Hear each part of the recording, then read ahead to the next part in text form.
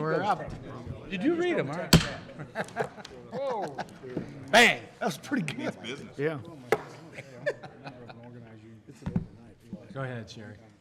Regular meeting of Washington, Missouri City Council, Tuesday, January 17th, 2023, 7 p.m. Baer, Here. Briggs, Coulter, Here. Heidrich, Here. Holtmeyer, Here.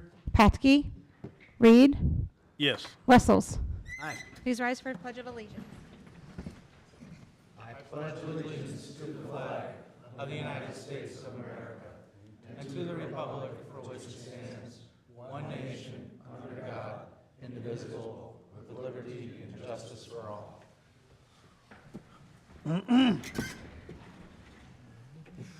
Will all the council members answer if they have or have not read the minutes of the council meeting dated January 3rd, 2023? Baer, Yes. Coulter, Yes. Heidrich, Aye. Holtmeyer, Aye. Reed, Aye. Wessels. Aye. Okay, need an approval for the minutes. Make a motion. Second. Motion by Holtmeyer, second by Coulter for the approval of minutes. All those in favor say aye. Aye.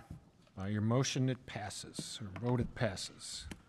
Approval and adjustment of agenda, including consent agenda. You have the collector's report summary for September 2022, investment report summary for September 2022, collector's report summary October 2021 through September 2022, 2019 landfill tickets destruction request, and a final payment request for Phoenix Park Playground fence. I'll make a motion. Motion by Holtmeyer, I'll second. second by Bear. Discussion before we vote. Fence looks really good at Phoenix Park. Glad it's done. Very nice. All right. All those in favor say aye. Aye. By your vote, approval and adjustment agenda is passed. Priority items, certificate of appreciation for the Washington Lions Club.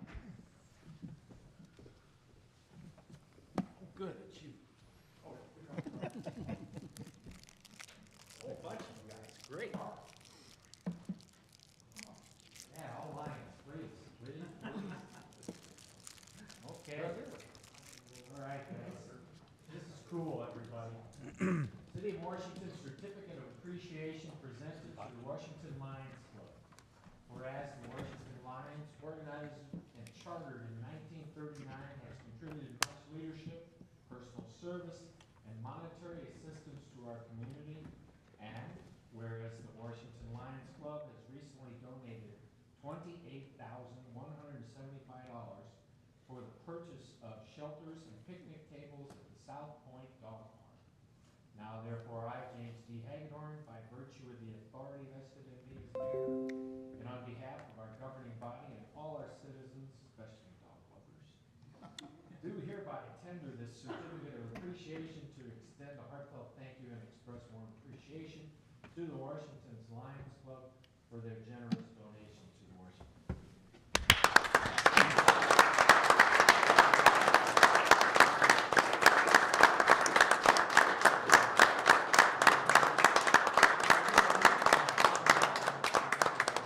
Well, Doug, on behalf of the Lions Club, we got to put up where we said we were going to. Here are the two checks on behalf of the club and several of our members, one who is here tonight, who appreciate the dog park and use it constantly. We hope this goes to good use, and we hope the city and the rest of our citizens enjoy the dog park. Wayne, thank you for your help.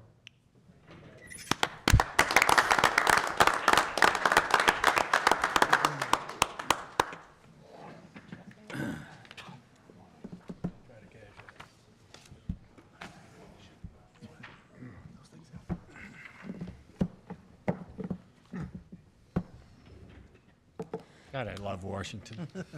Public hearings, special use permit 1104 Jefferson Street, short-term rental.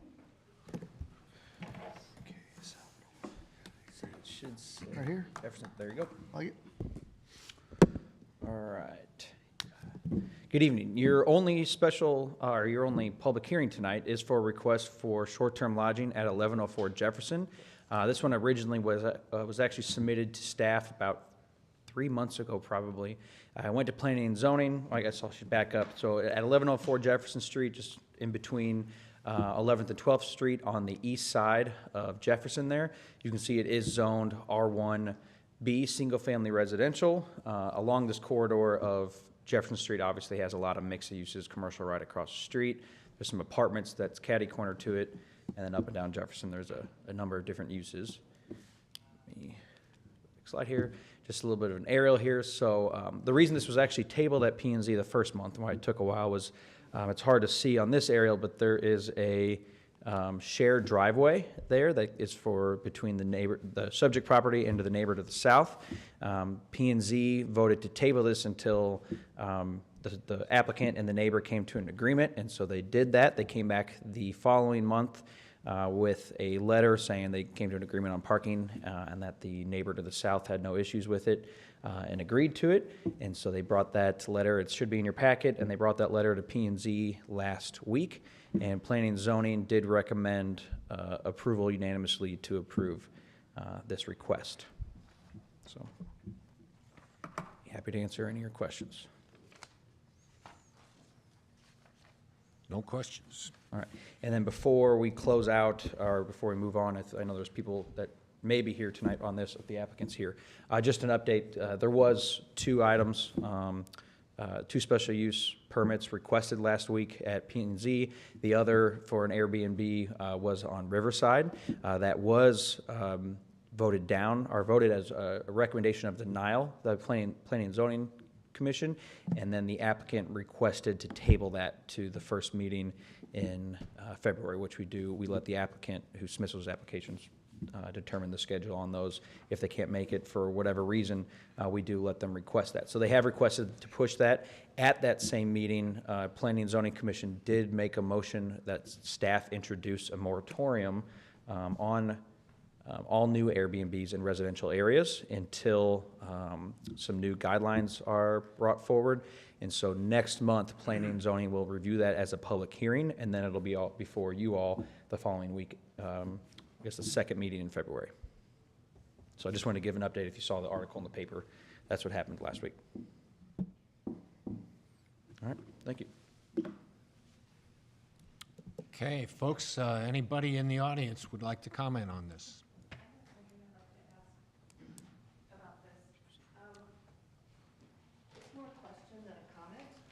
Please state your name and your address. My name is Bonnie Martin. I live at number 4 Riverview Court.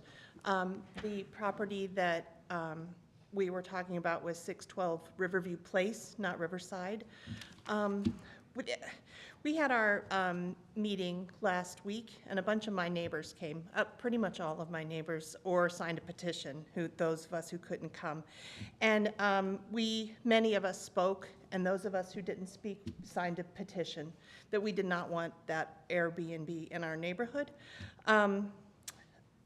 So we expressed our opinion to the Planning and Zoning Board, and the Planning and Zoning Board unanimously denied that special use permit for that property.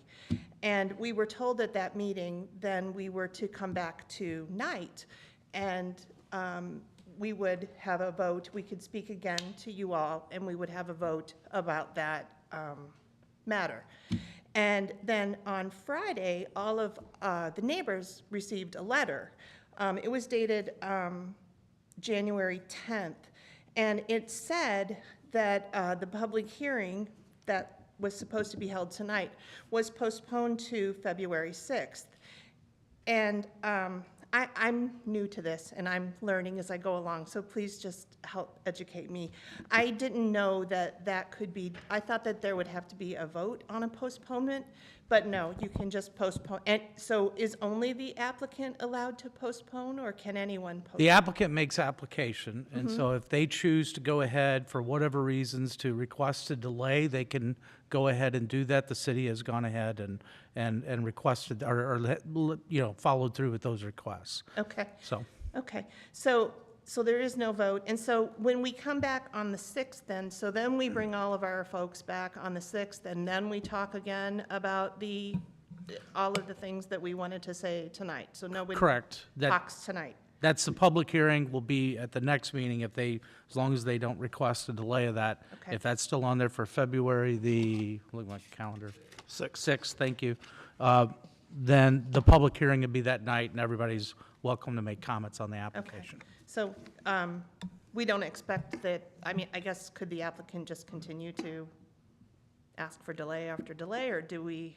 We've never run across a situation where they've asked for multiple delays, but I mean, I guess if they did, we would go ahead and accommodate that.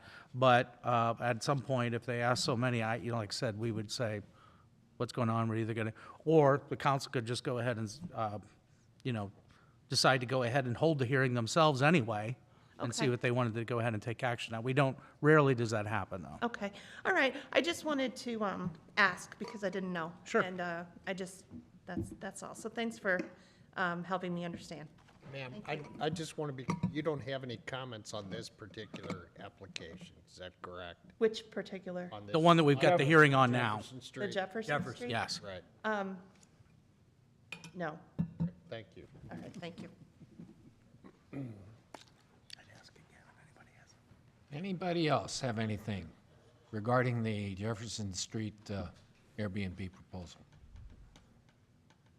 Okay, Motion accepted. need a motion to accept it into the minutes. I'll make a motion. Motion by Holtmeyer, Second? second by Wessels. All those in favor, say aye. Aye. Okay. I just want to point out, so on special use applications, council does have to act within 45 days. So if we get to that point and they, for some reason, keep pushing it, you have the right to just put it on an agenda. Did you hear that? Did you hear that? Okay, Sherry? An ordinance granting a special use permit to utilize 1104 Jefferson Street as a vacation rental in the city of Washington, Franklin County, Missouri. Holtmeyer. Brought by Holtmeyer. Discussion. Any further discussion, you guys? I just want to make one comment real quick, and Doug, you were there as well, so you saw it. This was a great and prime example how neighbors can get along. The one neighbor was concerned about the driveway, because it was, the way the driveway was, sharing it and making it wider. The applicant's going to make the driveway wider and make enough room for everybody, just to get along. That was just great to watch two people at first not really agree with an issue and then come together, and that's what I wish a lot of these applicants would do more, talk to their neighbors and stuff more before they go gung-ho. That's all I wanted to say. I agree. Okay, no further discussion? Go ahead. An ordinance granting a special use permit to utilize 1104 Jefferson Street as a vacation rental in the city of Washington, Franklin County, Missouri. Heidrich, Aye. Bear, Yes. Coulter, Yes. Holtmeyer, Aye. Reed, Yep. Wessels. Aye. Okay, the ordinance is granted. Citizens' comments? Citizens' comments. Anyone like to make a comment? Now is the time.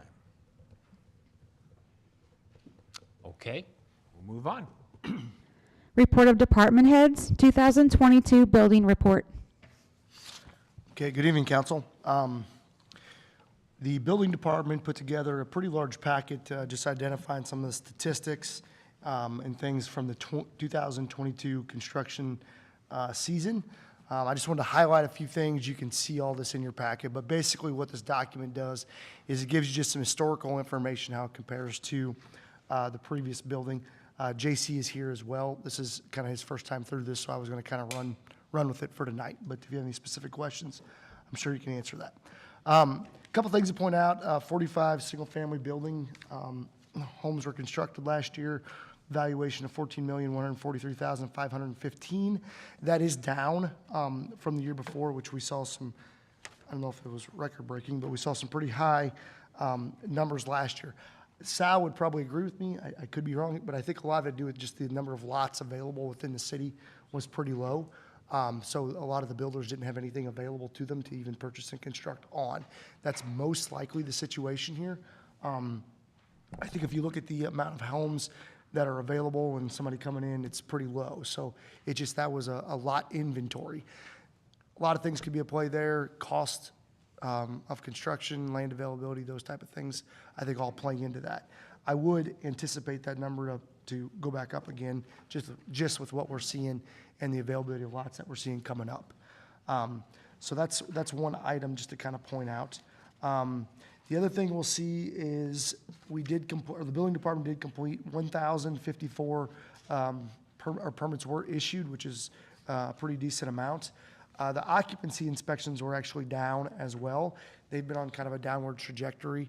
Again, probably has to do with just the number of availability. People are staying where they're at, potentially. Now, if you recall, about 2 years ago, where there was some discussion about hiring another building inspector at that time. The reason why that changed, and we put that on hold, which was obviously a good decision, we had those apartments that were coming online that we thought were going to happen, and that has somewhat stalled out right now. So, again, good decision, trying to be dynamic with our manpower. I think we did the right thing, and try to forecast what we see in the future. I don't believe we need that right this second. I think JC would agree with that. We are working on some additional building department software that'll again squeeze out some of those efficiencies and man hours to kind of stave off that second building inspector into the future. So again, all those things kind of point with the general strategy. If we get some sort of boom, that may change, but it's a pretty dynamic situation. The other items that I saw that were kind of interesting, that might have been it, though, I've highlighted here. Is there any specific questions? You know, just, I thought it was interesting, we've talked a lot in meetings in the last year or two about trying to provide a wider range of housing for people, you know, looking for homes, et cetera. And on those single family, that was still very high for each individual. You know, you average those out, it's well over 300,000. So I thought that was interesting that it stayed that high, even though we've been, you know, trying to make some things more available. I would anticipate that would go the other direction a little bit. There was a new subdivision that was platted middle last year. Those houses, there's 3 under construction right now.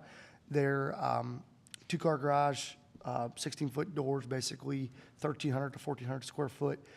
Meadows at Coke Farms, Beaker Road, right now is under development. So I would think that would go in the other direction a little bit, just to provide a little bit of a variety, I guess, in the housing inventory. So they were not online with this report, though. So just, that's why you probably didn't see that. Do you know why the apartments are on delay over there? You have any idea? I don't, no, I don't. I think there was some, obviously, changes in the economy, Okay. given interest rates. But again, I don't think it's fair probably to speak for the property owner. That's fine. But it is delayed, and we have been working with them Okay. on seeing if there's anything that, you know, get that site buttoned back up again or move it in the future or transfer, whatever they choose to do. But it's really their story to tell, not necessarily ours. Okay, So, thank you. No more questions? Need a motion to accept into the minutes. Make a motion. Motion by Holtmeyer, I'll second. second by Bear. All those in favor say aye. Aye. Motion passed. Okay. Downtown Washington, Inc. Annual Report. Good evening, council. My name is Tyler King. I'm the director for Downtown Washington, Inc. And this is the report that we give typically every January for a year in review of the statistics that, this is, right? Good, I don't need a laser. On our statistics for the downtown region for the entire year. So I just want to start out by saying in 2022, we took a new strategic approach and goal planned for last year and moving into the future to focus on entertainment. And with that being said, entertainment it's a wide, big goal, but really focusing on recruiting businesses and family activities to the downtown region that families can take part in, and just anything entertainment related. So with that being said, I'm going to start out with the new businesses that opened in 2022.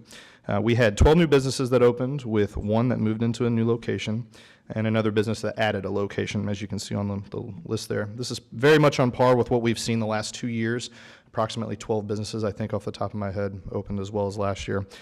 Many of these businesses we were able to consult with, or actually the building owner we were able to consult with as well, helping connect the dots and put them in touch with prospective new businesses.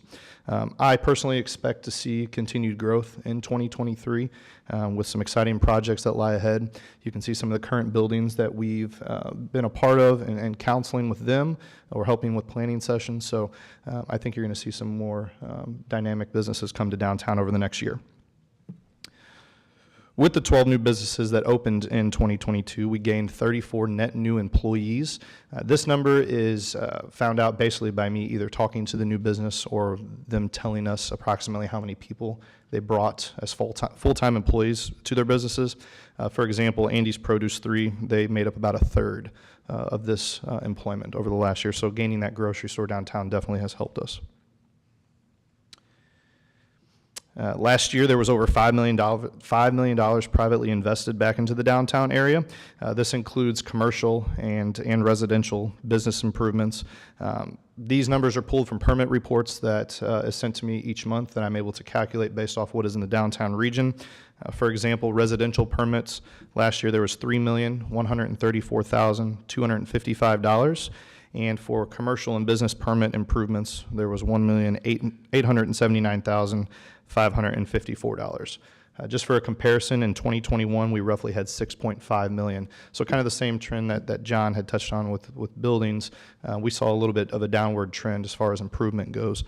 But I think with some of the bigger projects, like the potential Missourian building that you're going to see next year, and maybe we can hope for the Calvin Theater too, that some of those numbers will jump definitely back up.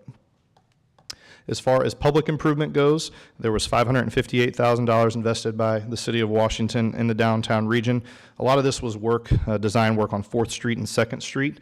There was also upgrading some utilities, paving, infrastructure improvements, the Waterworks building, the freight depot, and just overall general maintenance. So again, for a comparison, in 2021, we had $95,500, so this number did jump up quite a bit. But again, a lot of that's going to be from the Waterworks and the freight depot. Something I always report on is our trainings that we attend throughout the year. We attended quite a few webinars and in-person trainings, mainly over historic preservation, which is great because it's a requirement for the Washington Historic Preservation Commission to have their attendees attend trainings. And in order to be a certified local government, Washington must maintain a preservation commission. So a lot of the trainings that we were able to attend kind of check mark that box for the Preservation Commission, so that really helped out. We maintain an agreement with our board of directors that each one of them has to attend at least one training per year. So that just shows you the commitment that they have to our downtown and the city in general to maintain that knowledge of historic preservation to continue to grow that. Grants for last year, this is a list of some of the trainings. You should have this in your packet, but if you do have any questions, just let me know. Back to grants, what I was mentioning. So these are some of the grants that we either handed out over the last year or that we were able to obtain. First one was the Union Pacific grant that you guys are probably familiar with for helping paint the caboose. We were able to apply for that and then send the funds over to the city to help pay for a little bit of the painting. Two of the grants that we offer as an organization is our sign and awning grant. This is a grant that we will pay up to $500, or 50% or up to $500 for new signs and awnings for businesses downtown. So we were able to award 4 of those last year. We also implemented a downtown merchant grant. This is available for business owners downtown to apply for, that we will help pay for supplies and advertising for their events if they can collaborate with multiple businesses and make it worth everybody's while, not just for one business. And then obviously, I think our biggest success story for 2022 was leading the fundraising efforts for the Downtown Riverfront Playground project. we were able to spearhead those fundraising efforts and get commitments up to $100,000 to help pay for all of the equipment, the swing set, all the labor costs for the Parks Department, the concrete, the signage, you name it, everything should be completely covered. So I do have a check here this evening I did want to present to you all. I'll bring this up to you. This is $50,000 for half of that project. Cool. Thank you. Thank you. Hey. Okay. Last year, we had 34 community event days. This includes our Art Fair and Wine Fest, Barbecue Fest, Fall Fest, Sunsets, a lot of the familiar events that we have in the downtown.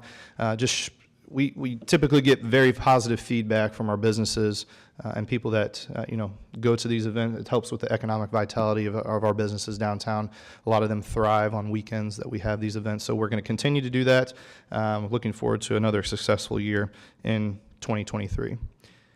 My favorite statistic to report on each year is our volunteer hours. So this organization, based solely on volunteers, as you can see this evening, I have a lot of our board of directors here, put together almost 9,500 volunteer hours over this past year. That included our best downtown cleanup day for the year. We had 75 volunteers for our downtown cleanup day. A lot of you participated in that, so we appreciate that. We also implemented this year a fall downtown cleanup day. I think overall that just helps the general appearance of the downtown and the city as a whole.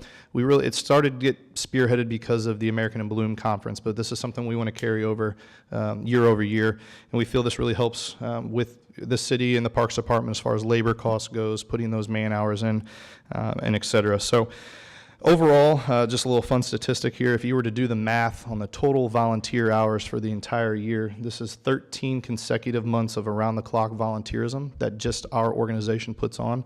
So as you all know, Washington is built on volunteerism, and to have a board of directors like we do and our volunteers that we do, that just shows the commitment. So kudos to everybody that's here this evening and all of you that do participate in volunteerism. We thank you. And then lastly, I just want to say we truly appreciate the support that the City of Washington provides to our organization each year, whether that's collaboration on economic development, usage of event facilities, me bugging Sal or Darren on a topic or trying to collaborate with them, or just to financially keep us continuing to grow. We do appreciate that partnership, and I know that's something that I look forward to moving forward to in the future, and I hope you all do too. And if you have any questions on any of these statistics, I'd be happy to answer any of them for you. Thank you for your time. Very impressive. Tyler, thank you. The board, thank you. Gosh, $50,000, you guys, for keeping the heart of our community beating so strongly. It's mind-boggling. Yeah, it's But great. Thank you, guys. Absolutely. and gals. All right. Thanks, Tyler. Thank you. Thank you all.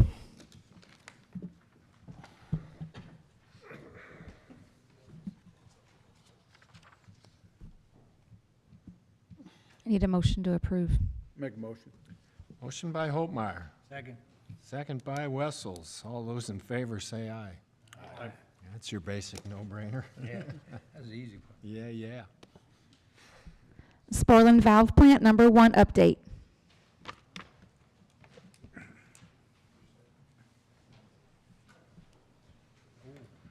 Good evening, council. Here on the former Sporland Plant Number 1, give you an update. City staff discussed that with some of the newer members of the council and the long term of the trichloroethylene spill contamination that exists at this site.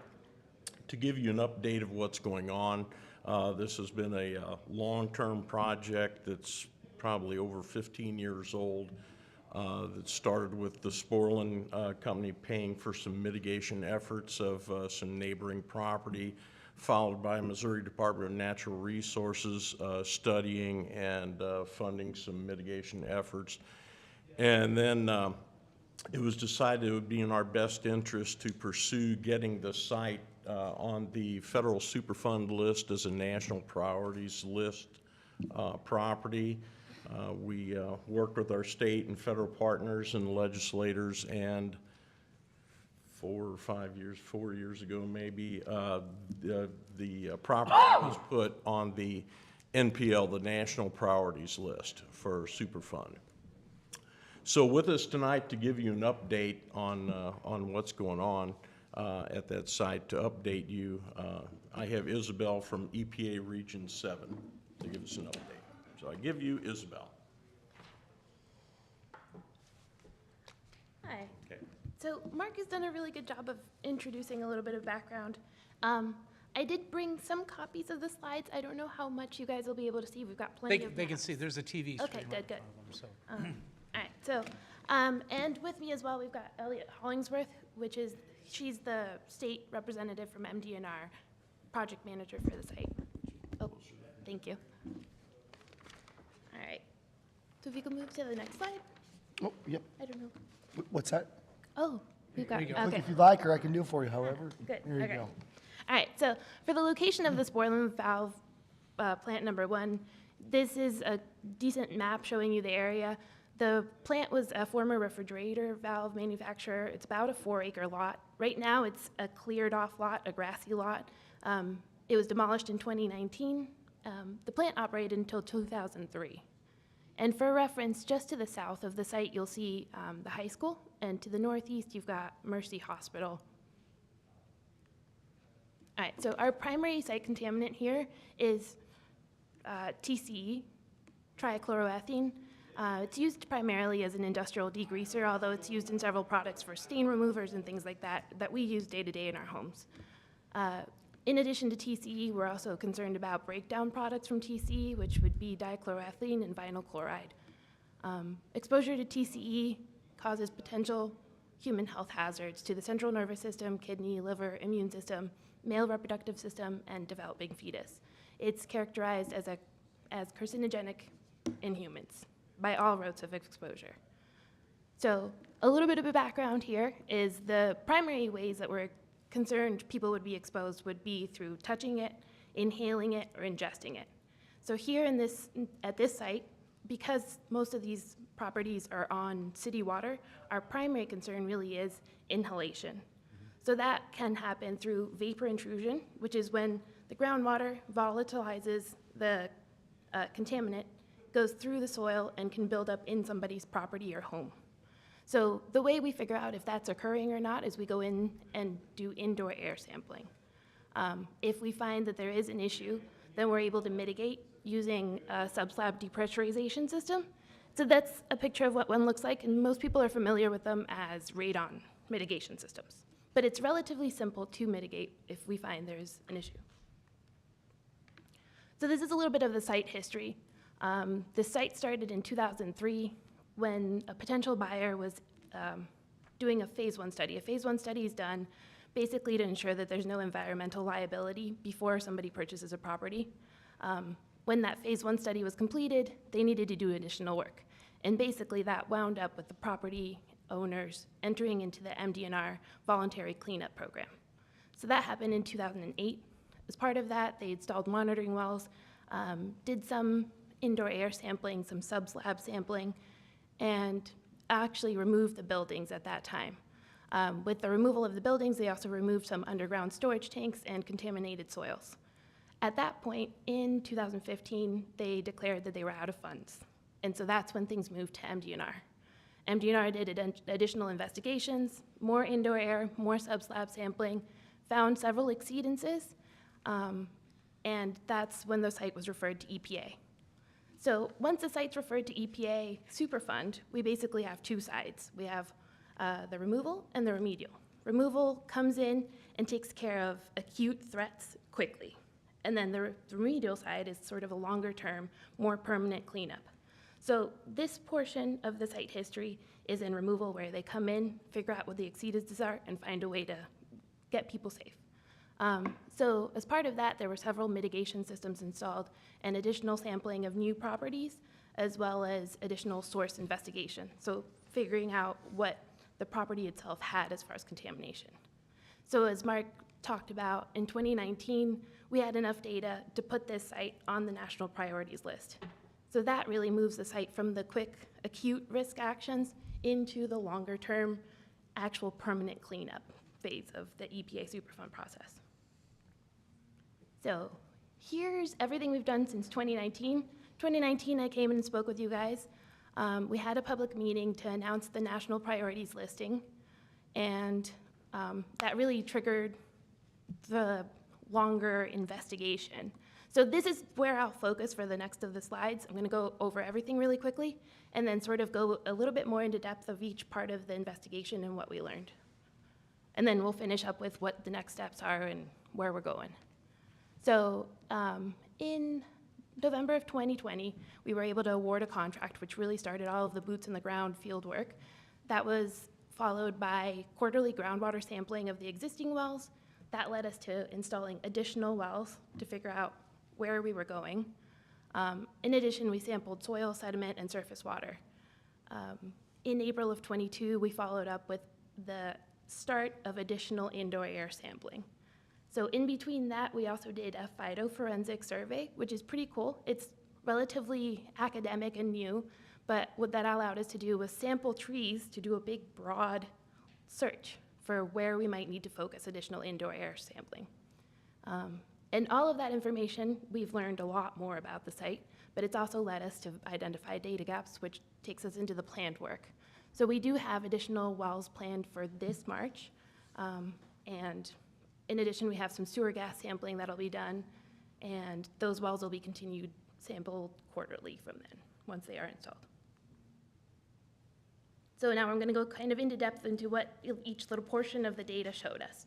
So with those new wells, we were able to further delineate horizontal and vertical extent. As I mentioned, that first EPA action was really to take care of the acute threat, so not a lot of wells had been put very deep. This set of wells that was put in the summer of 21 went into bedrock about 20 feet, and we wanted to know whether or not contamination was in bedrock. So what we did find is we had contamination in bedrock, but we still needed to do a little bit additional work deeper into bedrock, as well as further to delineate the eastern extent of contamination. So I'm not sure how well you guys will see this, and I think this might be more for me than it is for you, because I love maps that show data. So this is what we found in bedrock, and it is, unfortunately, seeing that we had contamination that had migrated into that bedrock. All right, so next I'll cover soil, sediment, and surface water samples, which we collected.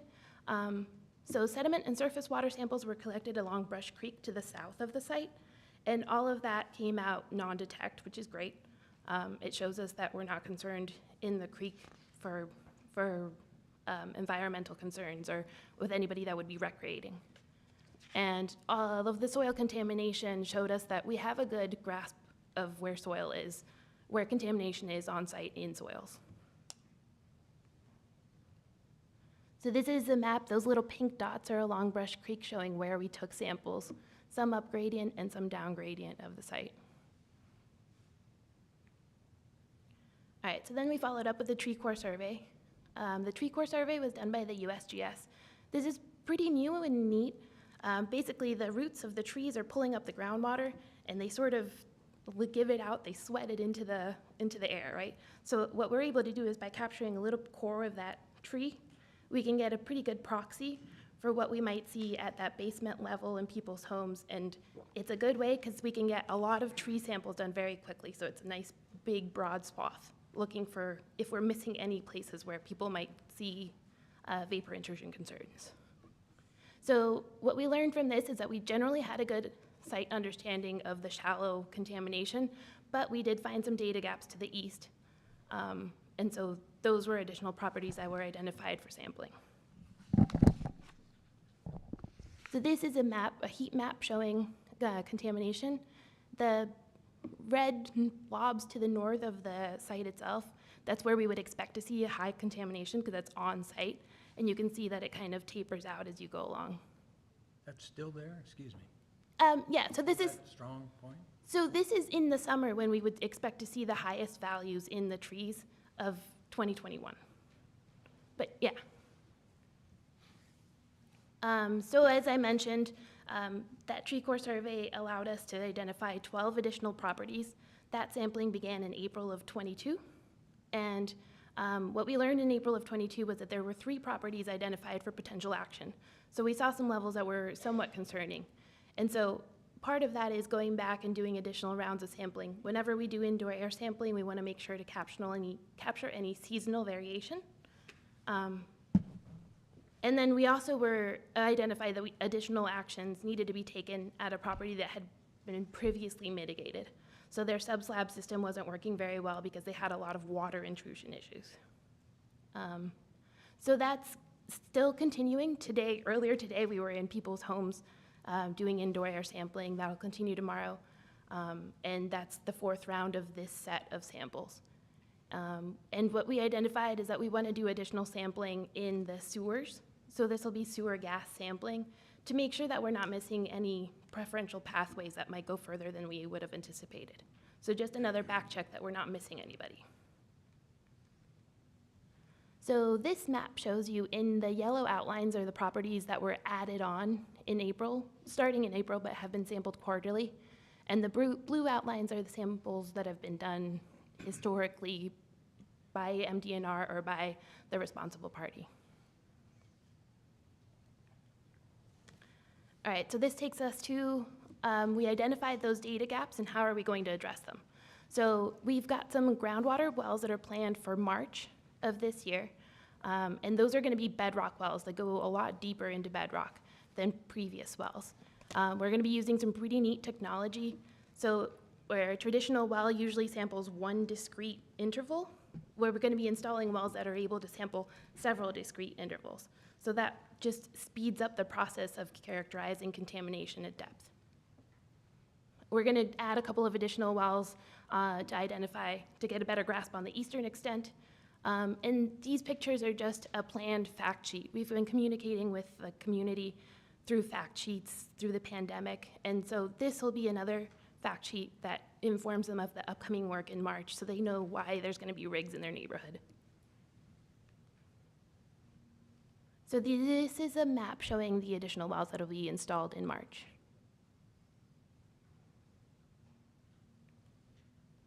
All right, so this is a little bit more into the Superfund process, where we are and what the next steps are. All of this work that I've been talking about, the boots in the ground, the sampling, poking holes, is part of the remedial investigation. That's where we characterize, figure out where contamination is and has come to be. And then eventually, once we have a full data set, we'll do an assessment of risk. The next step after we finalize that will be to do a feasibility study. That's where we consider all of the different alternatives and sort of weigh the pros and cons to figure out which alternative is the best fit for the site. Once that's done, we move on to a proposed plan. Proposed plan issues out a report saying this is the remedy that we think best suits this site and opens up communication for the public. So the public gets to comment, including you guys, if you're interested. And once that's solidified, we answer all of the questions the public has submitted, and we issue a final record of decision. That's like the sealed, stamped, this is what we're gonna do. You know, things can always change if they need to, but that's where we move into action of remediation. And then we move into the remedy design and remedy action. That's engineering plans and then actual iron out at the site to do things. And throughout this whole process, we focus on community engagement, enforcement, which is trying to see if there's a liable party to pay for this. And always there's removal actions, which is that quick action to take care of any acute threats if any risk is identified. That's what I have. I've thrown a lot of information at you guys, and I just want to mention that the City of Washington's been a pleasure to work with. We email Mark and John regularly, and they're very responsive. They have sent us sewer maps and given us access to drill on right-of-ways and been very cooperative. So you guys have built a wonderful community, so thank you guys. It's been a pleasure to work here. Isabel, if you could go back to that previous slide. Yep. Do you have a time frame on any of these action items? Yeah. So really, the biggest hang-up we have right now is those bedrock wells. That's going to be a huge pivot point for where we go. Okay. If we find a lot of contamination at depth, that'll probably need to be a lot more wells installed to figure out what the extent is. Mm-hmm. If we don't find a lot of contamination at depth, that'll move through the process more quickly. And one of the things that we're considering, and I'm definitely considering doing an interim action where if we see that we need to collect a lot more data, but we know where the source is, we can take actions to take care of the source and then come back and finish everything later. But that allows us to move forward with action quicker. And you said those wells that we already have down, they are detecting 20 feet into bedrock contamination? Yeah. Wow. Which, it sounds scary, but TCE is one of the most common contaminants we have, and we have a good feel of where people can be exposed. And so it is a long-term, we want to restore the aquifer to beneficial use. But in the short term, we're not seeing any immediate risk to people in that area. Are there any more questions? Jennifer, just educate me, you know, that there's an aquifer right below that. Does that connect with other aquifers? You know, my concern is, will it affect our water source? The city of wells. course? So the city wells are a lot deeper than this aquifer and not connected, so Okay. it's not a concern at this point. We are going to be doing some additional sampling to get really low-level information on the city wells, but all of the sampling that's been done on city wells is showing no contamination for the city water. And a continuous sampling of our city water is part of this process, I'm guessing? The sampling's done by the city, but Okay. there's no reason for us to believe that there's impact to those wells. Great, thank you. Thank you. I got one quick question, and it may be kind of a silly question, but, okay, so if I was to buy a piece of property, that maybe there was a gas station there before, or if I had a piece of property and I was gonna sell it, I can't remember which, but if there was a tank in there, I have to dig that out, and I have to dig everything out at my cost and get rid of all the contaminants. So when does this actually fall back on Sporlan? When do they actually pick up some fault on this and actually shell some of their millions back into this? So we're very interested, we're always enforcement first. I've been working on the enforcement piece of this since I started in the site in 2019. And unfortunately, it's not looking like a great situation. They did a lot of, Sporlan Valves bought out. They did a lot of due diligence in that purchase. And although we're investigating every way we can to see if Parker Hannafin, who is still in business and has money, has some liability. That's still in progress, but there's a lot of I'm sure. lawyerliness that goes on with liability that's Imagine not that. leaning our way. Imagine that. Yeah, we know all about that. Me too. Excuse my very. I was just curious because, Yeah. We're doing what we can with enforcement, and it's a process, and we've sent out several what we call 104E letters, which are requests for information, and we're pursuing everything we can. I want to find a liable party that takes the debt out of the taxpayer and puts it on the responsible parties, but it's. Thank you. Yeah. Are any of those new sites that you identified most recently, those little yellow boxes you had there, are there homes on there, and are those homes, those are the ones you're going to be very, I assume, Yeah. making sure that they're not endangered in any way? Yeah, so the whole area is very much residential. Those are all homes. And, my biggest concern is for the people that don't give us access to sample their property. But the homes that we have sampled where there are issues, they have been taken care of. So that's definitely the top of our list. And access issues are just the one thing we can't get past. Thank you. Thank you. Thank you, Isabel. I think it's important to point out, that the ultimate goal of this is to prevent, our city wells from becoming contaminated, to remediate the spill that's there, and to return that property to where it can be turned back into use is the ultimate goal, correct? Okay. Thank you, Mark.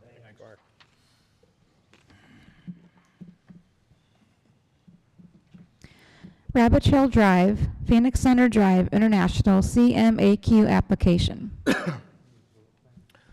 Okay, good evening, council. This is I guess a project, or we're trying to identify some solutions to some identified traffic issues, Phoenix Center Drive, Rabbit Trail Drive, and Highway 100.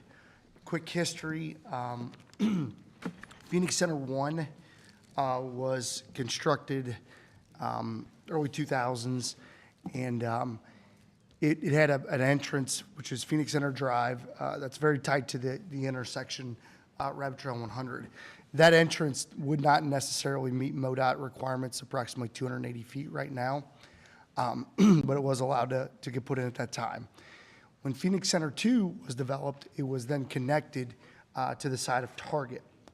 Phoenix Center 1, or Phoenix Center Drive, is a private roadway still owned by the original developer. It is not a city right-of-way. It does become city right-of-way as it approaches Target about halfway in the block there. The city does have that as public right-of-way that we can do with it as we see fit. So when I started here in 2016, we started looking at some solutions, right in, right out. Actually, in that initial traffic study that was done by CBB for Phoenix Center 2, it was identified that some additional improvements at that intersection may become necessary at a future date. It did not give any quantifying or qualifying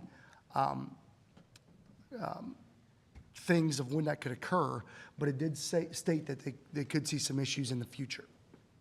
CMT was then hired by the city as well to verify that traffic study, and it said essentially the same thing.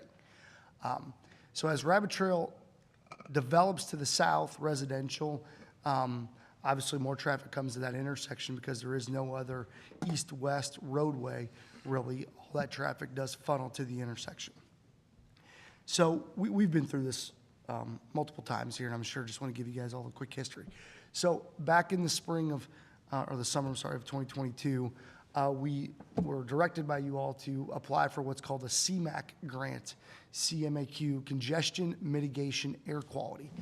That is a 80-20 federal grant, typical to what you'd have on any paving or sidewalk project that we typically do.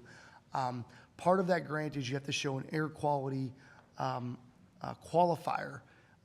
So what we did was we expanded the Phoenix Center Drive project to include a right turn bay on the off of International on the westbound 100, which is what you see right here, and then some pedestrian improvements on a dead-end sidewalk that currently exists to tie into Phoenix Center 1 and where the cinema currently sits. What that does is that expands the scope of work, but it also allows it to be a better CMAQ project. They are competitive projects, so we're competing with other East-West Gateway communities for these. The project probably doesn't score very well. However, last year, all CMAQ projects got funded. So when the funding became available to the region, they took the CMAQ projects and they funded every single one of them. And then whatever was left over went to the STP or surface transportation projects. So the strategy here was to get with CBB, because again, they were the initial traffic engineer at the intersection, stick with the people you know, and put together some cost estimates and put that application together. It's not a standard application that we typically do, so we thought it was important to bring them in. So what you see here is just an initial sketch. It is not final design, but it gives some idea right there at International. And again, I've already pointed out a few of those things. In addition, CBB did a quick traffic study at the intersection. It was determined that there was a couple options there. One would be to limit right in and right outs, which is essentially a concrete median. It would just restrict those lefts in the Phoenix Center, and it would restrict left out of the bank property, and you make sure everybody utilizes the entrance between the Planet Fitness and the bank. That was one option.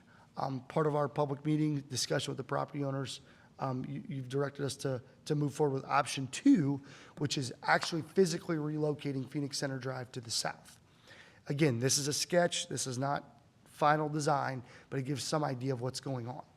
We utilized the rear of Lowe's as essentially the template because it does function relatively well with trucks and trailers. It is not perfect, but it does function relatively well, just to give you some feeling of what this thing could look like.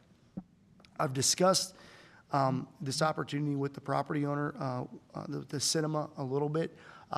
Mixed feelings regarding it. The city would have to acquire approximately 1 acre of property to do it. And at a corner lot, $10 to $15 a square foot, you could see why maybe they'd want to sit down and talk with us. There's some real money that would have to get exchanged. So with that, I think the punchline here is that I do not have a resolution of support for you at this meeting. Or for the application. For the application, I'm sorry. At this meeting, I do intend to do that, should you choose for me to move forward. At the February 6th meeting, the applications are due the week after. But the construction estimate that we had for the right turn lane here is $475,500, and again, 80/20 money for that portion. And then the construction estimate for this portion is $1.7 million, and I'm anticipating around $300,000 to $400,000 in right-of-way acquisition. So you're looking at approximately a $2.5 to $2.6 million project to do all this.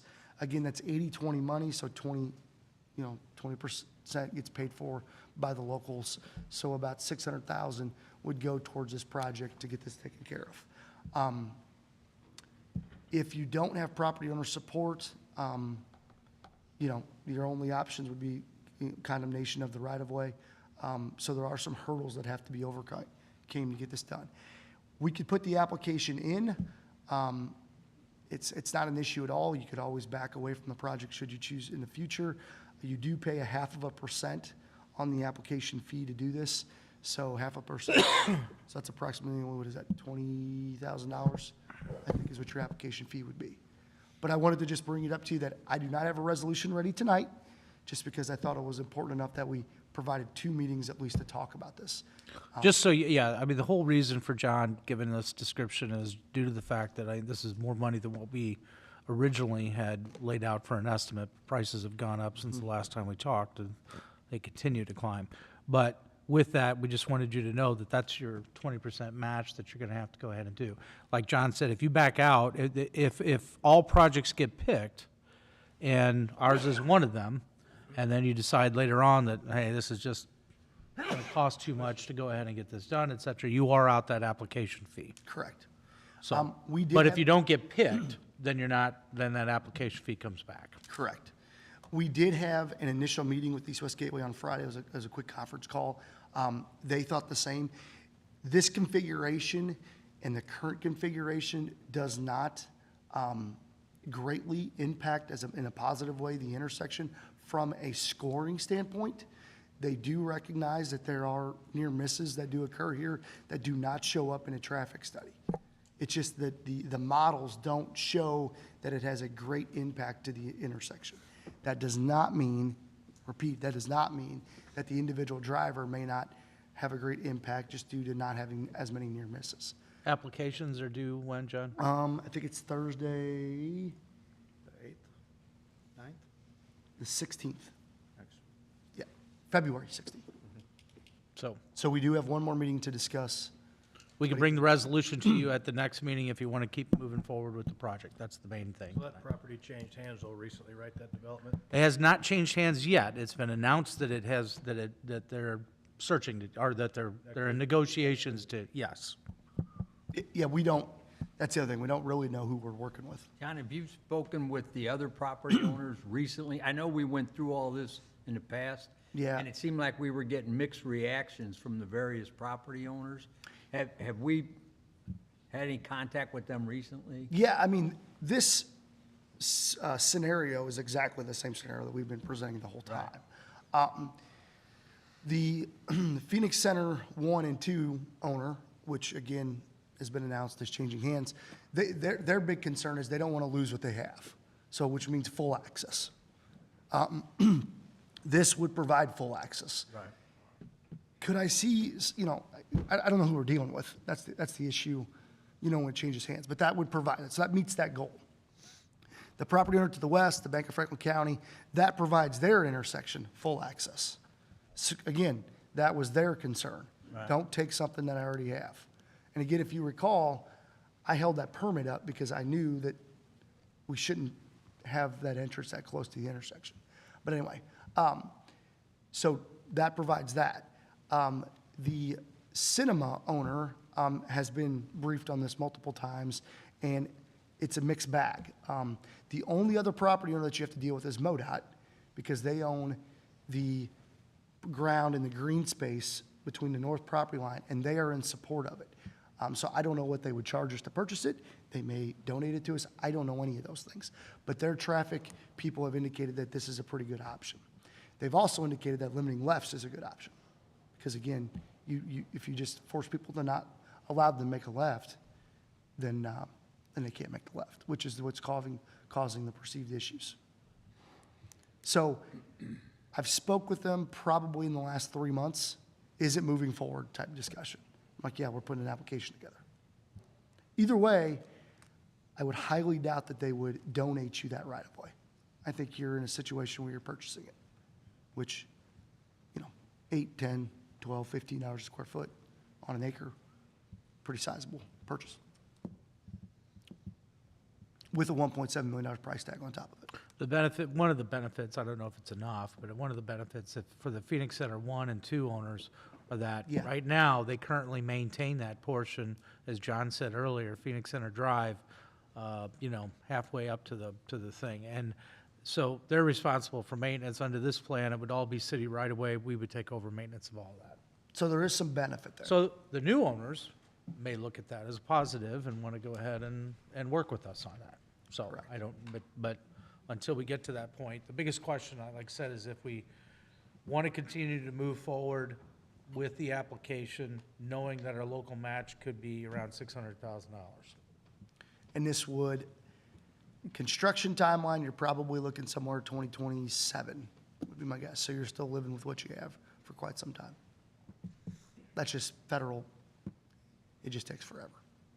But we'll know by then, we'll have our connections to Studerman Road and to Stonecrest Rabbit Trail. Drive to- before, Yes. You will. That's the other thing that's at play here is there will be an east-west connection from Rabbit Trail to Northcrest or Fernacey Drive. Earthcrest Drive, Earthcrest, yeah. Right now, I don't believe that's been signed yet. It's under design right now, a development agreement and all those things. But we're shooting for the end of the year to have those things under construction or pretty substantially constructed. So what that'll do is that'll give some individuals that don't want to utilize the intersection can utilize that east-west connection. Or people traveling from south to north would have a turnoff to go in the back way into the target development. Just a reminder, those improvements are all on local tax. All, correct. With a dollar number of 1.8 million. It's a bridge. so when that was happening, that'll give us a better idea on how the intersection is being utilized still. It could, yeah. Now, you could apply for this, again, at the same time, and then get it, and then you're only at the risk of 20 grand. Right. Not only, I don't mean that as a downplaying, when you're talking 1.8 million. I mean, I say apply for it, Yeah, for sure. Then it'll sure help us out when those connected.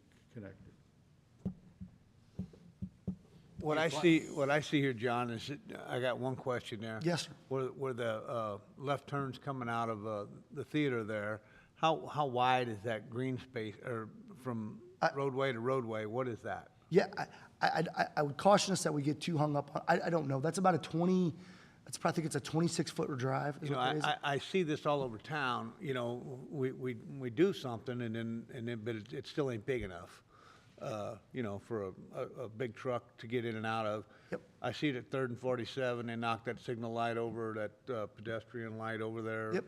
All the time. Why they can't put setbacks on those lights and all that other stuff back farther. Obviously not enough room because they keep tearing it out. So, I just hope that whenever you design that it's enough room where a guy can make a right in and a left out or whatever you got to do there. Make them big enough. Why there's a pole at Rabbit Trail and Highway 100 so close to the damn intersection is beyond me. I mean, if it was set back 20 foot farther, we'd have a whole lot more room to do a whole lot more stuff. And I don't see that happening there.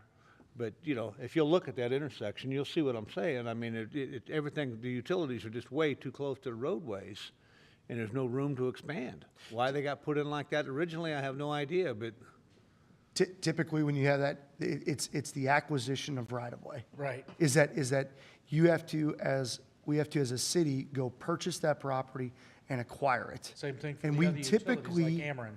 So they're gonna take the easy path. I know. Yep, and it causes issues. I'm not denying that. But it causes us problems down the road. Yes, it does. Well, the real problem was, and we've talked about this, beating this horse to death, is Phoenix Center Drive should have never been approved at that location. Agreed. Period. That's Agreed. that caused the entire. That's why we're here. Yeah. I don't understand, if we apply for this thing, this grant, all right? Yes. And say we get it, okay? If we don't get it, we get our application money back, Yep. correct? Correct. Say we get it, but you're saying it's 27? Mm-hmm. Okay, so if we make the connections to Beaker and we make the connection up to East-west. Earthcrest, whatever it is, and we find, this isn't so bad anymore, we can just drop it Again, you get back away from the project, you lose the application fee to 20. and whatever effort that you put forth to get it in design, which, again, you won't have it in design at that point anyway when that connection will be done to the south. So you lose those two things. And then the money that was allocated to you, the pick a number, 2.6 million, all-in cost, goes back into their funds and it leaves the city. So the risk, again, to us is not 2.6, it's the 20,000. Right. And whatever your design fees. Your contract with CVP. Yeah, I mean, you could have a contract of, just pick a number, $160,000 design contract, start designing the thing, say you pay them 25 grand and back away from the job and you're out of 25 grand. You could stop the project whenever you choose. You wouldn't start that CVB design I would- that soon, would you? Well, see, there's conflicting timelines there.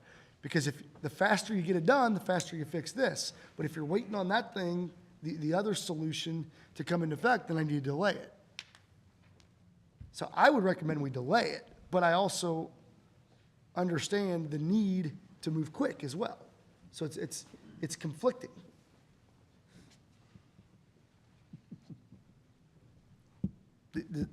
Hopefully I explained that okay?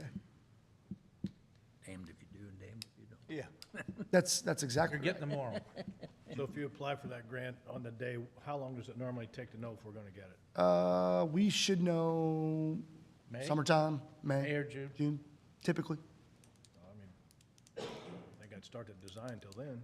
Oh, no, we No, can't. you wouldn't even consider entering into a contract for, You can't, because you have to review it, it's gotta go to MoDOT, it's gotta go to the feds, it's gotta come back, it's, just like all it's a those hu- other projects that we Yeah. get federal funding for. when you email something to the Need a feds, it takes motion 2 months. Go ahead and pursue this application. The resolution, yes. Okay. At your next meeting. Yeah. I'll make that motion. Motion by Hydrich, Second. second by Wessels. Any more discussion about this, guys? All those in favor say aye. Aye. Motion passes. Thank you all. We'll pull that together and get it turned in. Mayor, we do have two more items to discuss or bring to you under reported department heads. The first item would be from the Parks Department, so if Wayne can come up. Just give me your handouts and I'll take care of those. So you can go ahead and get started.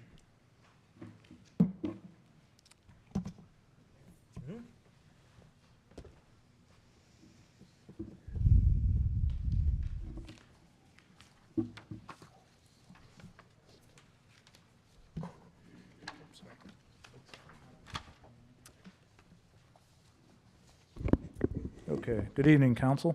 In front of you, some of you guys will have this in just a second, is a letter and a estimate for a potential concrete pad. What I'm going to be talking about tonight is a concrete pad for a potential pavilion at the fairgrounds where the entertainment tent would be, or is located during the fair. So I'll kind of read through this briefly. The Town Country Fair Board is proposing a new metal pavilion on the site where the entertainment is located during the fair. In the past, rentals have been placed on this asphalt pad, but rental tents are becoming harder to find, including the labor to install them, and the asphalt pad in place now is deteriorating. Removal of the old asphalt pad and construction of a new metal pavilion is being proposed. The Fair Board is proposing to fund the new metal pavilion structure, and the Parks Department or city is proposing proposing a concrete pad for the new pavilion. The new pavilion and concrete pad would then serve an ever-growing local pickleball population with 4 covered pickleball courts when the pavilion's not being used during the fair. Over the last year or so, we've had several groups, I know Darren was present during at least one of them, come and present to the park board requesting pickleball courts, in particular on the west side of town. Park board was starting to go down the road of looking at dumping some money into the crumbling tennis courts up there. And then there was even talk of adding courts in the next half-cent sales tax as a project, park project in the next half-cent sales tax, which is a number of years down the road, and the residents that were coming to the meeting weren't thrilled about that. So this is a project that could be used almost year-round. Obviously the pavilion would serve its purpose during the fair for those needs, and then throughout the year when it's not being used for the fair, we would have room for 4 pickleball courts that would be covered and out of the elements, so out of the sun, out of the rain. So ideally, you would be able to use them most any time of the year. So attached with this letter is an estimate, and again, it's only an estimate for the concrete pad portion that's being proposed by the city or the Parks Department. What we're proposing, and I worked with the city administrator on this, is to use for the concrete, we would use the $26,379 that we received from the fair, from the 2022 fair contract just recently. And then the city administrator said we could supplement that with $73,621 of ARPA funds. And so what I'm looking for from you all tonight is your blessing to go out to bid for this concrete pad. And then, as I said, the second page here is the estimates and little information. So the proposed concrete pad would be 160 by 70, and then there's some sidewalks that we would need to put in. And then the existing pad that is in place right now is 179 by 75. And the tent size that the fair uses is 150 by 60. So we'd be shrinking the footprint of the existing pad a little bit and adding a little more grass up there. So questions? Is this going to be, so this will be an open pavilion, almost like the swine pavilion type? Correct. Yes. Okay. Is there, while we're doing this, because we've had a lot of residents asking about basketball, new basketball court. Okay. Is there any way we can stripe it and put? I don't know if the pavilion would be tall enough for that. That's I don't know that you could squeeze that in this. Does the fair know how tall that pavilion's gonna be? Yeah, I have some fair Jay board are members here. from the chamber. Jason, can you come on up? Jason can talk about what all the fair board's proposing to put into this. So the height will be 12 foot at the eave. That's all the taller it is, right? Is all the taller the building will be. So it'll get taller at the peak, but then you'll still have, if you put basketball courts in there, then you're gonna have the problem with lights getting busted and everything else. Why are we only going 12 foot? There's no need to go any taller, because if we go taller, then the rain's just gonna blow in there when it is raining. So that's why I didn't wanna go any taller. It's still tall enough that we can get equipment in there if they need to. The parks would be able to park something if they ever needed to in there. Too, we can get lifts in there, but if we go any taller, we were afraid the rain was just gonna blow in there. Jason, can you elaborate on what the chamber's contributing to this? We're going to be contributing 260. Now, when we talked about, originally, the asphalt wasn't going to get tore out, so we were going to do piers. Now we're talking about doing concrete, making it a pickleball court. So our big thing is we want to progress with doing a foundation around the perimeter and add that into it now for future, whether the parks would want to do something different to it 15 years down the road, or if the fair wanted to do something 15 years down the road. So Jason, you're saying the 12-foot, that would be like on all the four sides, and then you go up from there? Yes. Yep. And it's lighted?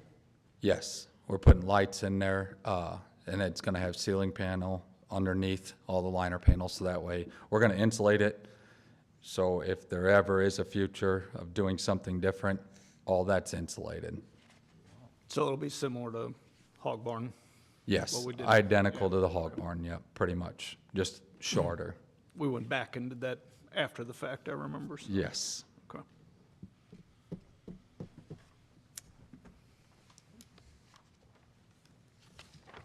Other discussion, questions? I think it fills the need for pickleball and helps with the park situation at the same time, at the fair. I think it's a good deal. Is this going to be lights available for rental use at night, or just lights for the fair? Yes, it'll have power all the time, so if there's the a parks switch. wants to turn them on, then that'll be it. The one other thing for us is a big thing is, like, it's a permanent structure, so when we have a weather event there, we can use that building now. Before, we could never use that. So we've been talking with the fire department, that was one thing they really wanted us to push, and so this will help fill that need for that. And you want to tell them what your tent rental was this year on that particular Yeah, pad? yeah, so that's gonna save the fair about $40,000 a year. So our payback will be, 5, 6 years, 40 grand for that tent? yes. Yeah. Wrong business. Yeah. Free span, so they're pricey. A lot of work in setting them up. Buy some tomorrow. Yeah. Question, Mark, go ahead. We need, I think, like Wayne said, what we're just looking for is that if the council is fine for us to go out to bid for the concrete work, the estimate that he gave you on that page is based on a local contractor, provided that estimate, and the rest of it's stuff he did for the in-house. They put those numbers together. I'll make a motion. Motion by Holtmeyer, second by Wessels. Joe, can't you tell Tommy to donate a little bit of that? I ain't saying nothing. I don't think that's Tommy's call. That's why he's not saying How about that? If he donates that. His boss will donate though, oh, I guarantee you. Yeah. You want to start horse trading? Let's go. Okay, we got a motion on the floor, guys, so all those in favor, say aye. Aye. Motion passes. Okay. We have one other item, just to give you an update on the 9/11. Thank you, guys, for the 9/11 contract, and Jennifer's got a handout for you on that. I don't know that we necessarily need direction tonight, because we still have some time to get, but it's been a very difficult to try to get numbers nailed down, but I still would echo what the email that I sent to you after our last meeting. We were contacted by Franklin County 911 to take a look again at those numbers, because they felt that their numbers should be lower, and the fact that with that, our costs are, and in addition, there were some factors that AT&T didn't give us in their contract when they gave those two contracts that we had that you tabled back in December. So with that, Jennifer's been working with them again to get some updated numbers, so I'll let her go ahead and take over. Good evening, council. On the 4th, I met with Abe and Todd Carl, and then again today, I met with Abe over the phone to go line Abe by line. Cook is the 911 director, just making sure Yes. you know. Sorry. To go over line by line the numbers to see where the difference was. And it was discovered that there were 3 items left out in our proposal from AT&T directly. Those were the 911 circuits, the alley circuits, and the DNs. Those costs I have listed for the 911 circuits were $468 monthly. They also have a one-time cost of $2,160. The alley circuits are $230 monthly with a one-time cost of $380. And then the DNs are $69.51 monthly. With the original quote provided, over the 5 years, our total would be $341,444.13 if we were to directly contract with AT&T. The number provided by county on the 4th, when we spoke with Abe, was $290,457.61, which is a difference of $50,986.52 over the 5 years. And again, that number could change if the group rate were discontinued, and that discount is $15,835.28. So if I could, that number that you just read off is based upon if Pacific decides to go contract directly with AT&T and not be part of what we have reconsidered to go back and look and contract directly with the county, then that number or whatever, that's gonna go up for us. And that difference that you have of 50,000 is gonna be less. You're gonna get down to, you're looking at then, do your math. 35. Yeah, 35. We're So still saving now. you would still be saving at that point. Could I get confused on this. You're not the only one. Yeah. There's a lot of acronyms. We've seen and- many things. Yeah. The one point I asked last time, okay, so it looks like 911 service gonna cost us ballpark $50,000 a year, okay? I asked this before and I got two different answers. In the past, what has having 911 service cost the city? It hasn't cost us anything. It's It cost us was- zero. Zero. Yes. Now, I It was heard paid by the- that, but I also heard something else, that there was some, well, we do have, and I thought he said. I'm not saying it's free, 35,000. the county picked up that bill. Under the agreement that you had from 1993, the county picked up that bill. What they did again in October was they said, we're no longer, we're nullifying this agreement. You have to figure out how you want to go ahead and do this. We'll give you an avenue to do it directly through us. Actually, and we're the ones that proposed, they had some other options that we were like, no way. That was just not, I mean, talking about moving staff to union, stuff like that, we said no. But this was probably the one, they said, well, if you want to continue to contract, but you're going to pay this cost. For these upgraded lines, you're going to pay the cost for all of this. So that's the part that's new, that we have to go ahead and pay for, that we did not have to prior to 22. So we were gonna go it alone. Now we're back where we started from. Now, I wouldn't say back where we started from, we just got, based on the revised numbers, we're telling you it's probably fiscally prudent for you to go with a contract with the county, because you're gonna save this Our phone calls are $50,000. Still gonna go to Union before they come to Washington. Yes. I mean, it Millisecond. pings off, yeah. thank you. Millisecond. Correct. But we were gonna go it alone, and now we're not. We're going with them, and now we're gonna have to pay them. That's correct. Either pay them or you pay AT&T. Yes, Those are we're your gonna two have to pay options. regardless. No more freebies. Do you know if the Franklin County's thinking about putting the marijuana tax on, would they be interested in supervising that to help with this 911 system and take the load off? Actually, Joe, they passed that today. So, yeah. They passed that 3%, marijuana. Did they indicate what they're gonna use the money for? That'd be interesting to see if they could Yeah, use they it. do. They do the same thing that you've got on your. Yeah, to go to the voters, yeah. Right, but they, General revenue, and there was the third, which I forgot. Public safety is public safety. 911, isn't it? It just says public safety, general revenue, and I can't recall the third. Okay. I just think that would help supplement our end in the long run. So, My question is, and I'm glad you found it, or whoever, if you found it, Jennifer, or whatever, but last meeting, we were sitting here and we were like, yep, let's vote on this tonight, you know, let's get this going. We weren't voting on it. That's why we didn't have an ordinance in front of you. But we, at one time, we were, well, we got till April. Then all of a sudden, it was in front of us, and let's get this going.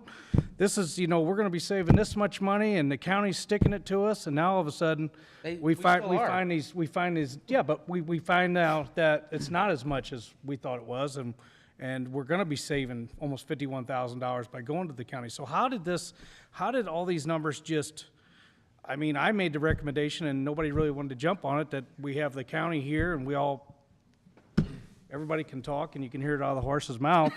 And then all of a sudden, bam, we find out that these numbers are different. That's what's confusing me. How we were so adamant that, yep, this is it, let's do this, and then now we're finding $51,000 savings by using the county. How did we? The contract that find was this? provided to us by AT&T did not have these items listed in it. And we were not aware that it was not included when we requested a contract to be brought up for everything. And then when we spoke with Franklin County again, to go over numbers, asked for their contract, and it was not complete. They didn't give us all of the information. So we were left with, okay, well, it didn't have this item and this item and this item that our contract did have, and now we've sat down and gone over it again and have discovered that these are the numbers as of today, after speaking with Abe again, going line by line. These are the numbers. So AT&T did not give us the whole thing the first time? Correct. Correct. Somebody needs to be reamed at AT&T, I guess, don't they? That won't happen. No. Too many feelings nowadays. But, all right. That was my confusion, but Jennifer, because I'm glad we're saving $51,000. We can put it in an intersection at Rabbit Trail, but I'm just saying, I was, you know, that was my confusion on it. Like, how all of a sudden we just miraculously saved $51,000? We're spending 290 to save 50. Yeah. Yes. That's what I'm I don't looking think at. we're saving a dime. No. As a matter of fact, we're in a new ballpark now of you have to pay for this. And again, I'll reiterate, there is a 911 line tax that Washington residents pay for. And right now, after they nullified that agreement, what do we get in return for that? That's the key. What do we get in return? And there's a lot of money that gets from this community gets put into that tax where we're not getting that back. And that was another reason why I wanted And our if you county want- officials here. And if you want to so have those that questions meeting, were to be- like I responded back, I'm all for it. If that's the purpose why, I'm all for it. When that tax was put in, did it not specify what it would go for?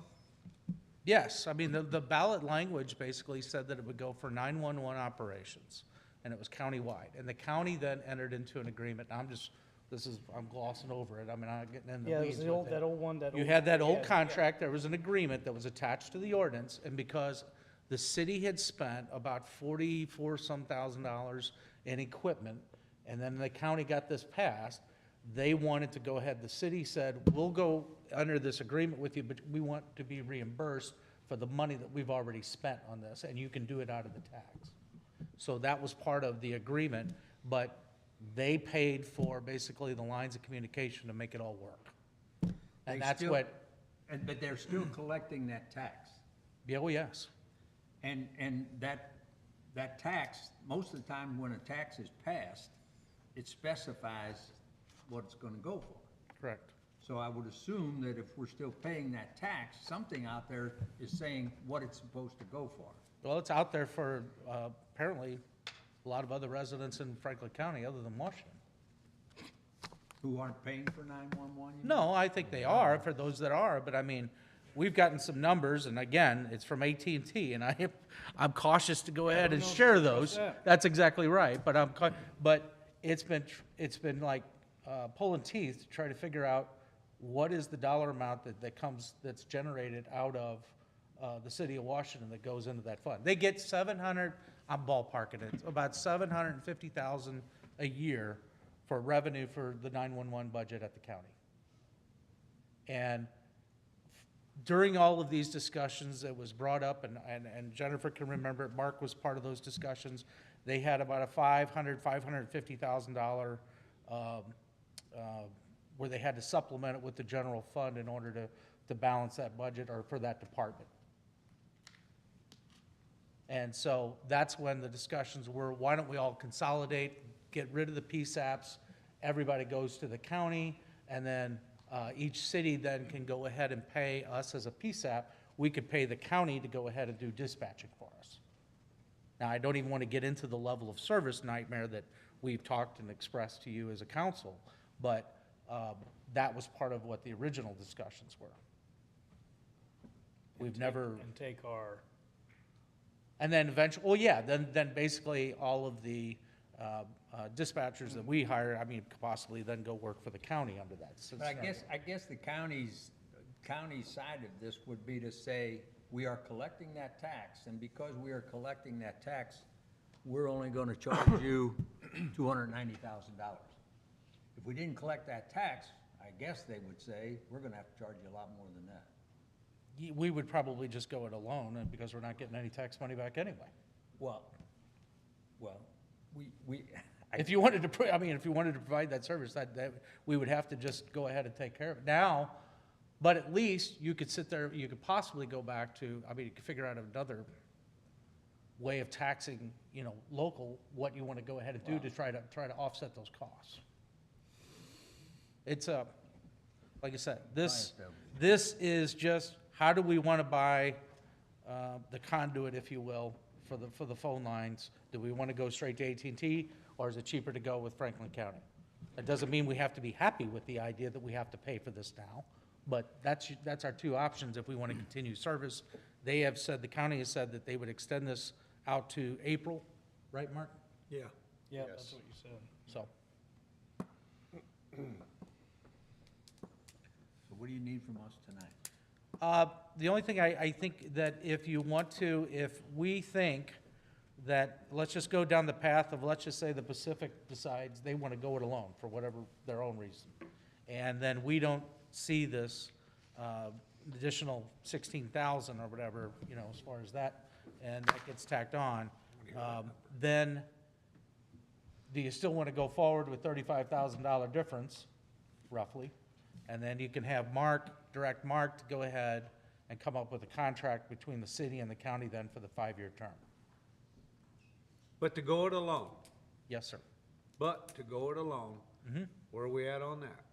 If we were to decide, What she's got in your letter tonight, based Yep. upon the latest numbers, every $341,444.13 over 5 years. over 5 years.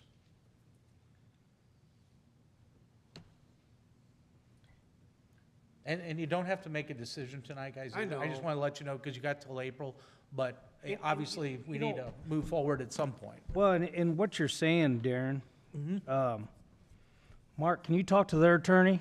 And, can we do a little research here? If there's a ordinance written that's stating Have we even those asked facts. the question? Has anybody from the city How is even that asked, legally where does- binded? I'm You sorry. talk to their attorney and see if that, maybe get that meeting together? What's the question? I think, How is that legally, can the I'm just- county nullify that? Under what terms can the county nullify? just say, that yep, agreement? that's all, kibosh? I will just, not speaking to this particular contract, but just contracts in general. When you have a contract that does not have a termination date, like this one does, it doesn't say it's a 5-year contract or a 20-year contract. Or 40. It doesn't have a date. In general, those contracts can be terminated at any time by either side for any reason or no reason. I will also say that I consulted with another attorney about that same question, and that's the answer that we got. So there you go. Just to give everybody a little education, and educate me too, Jennifer.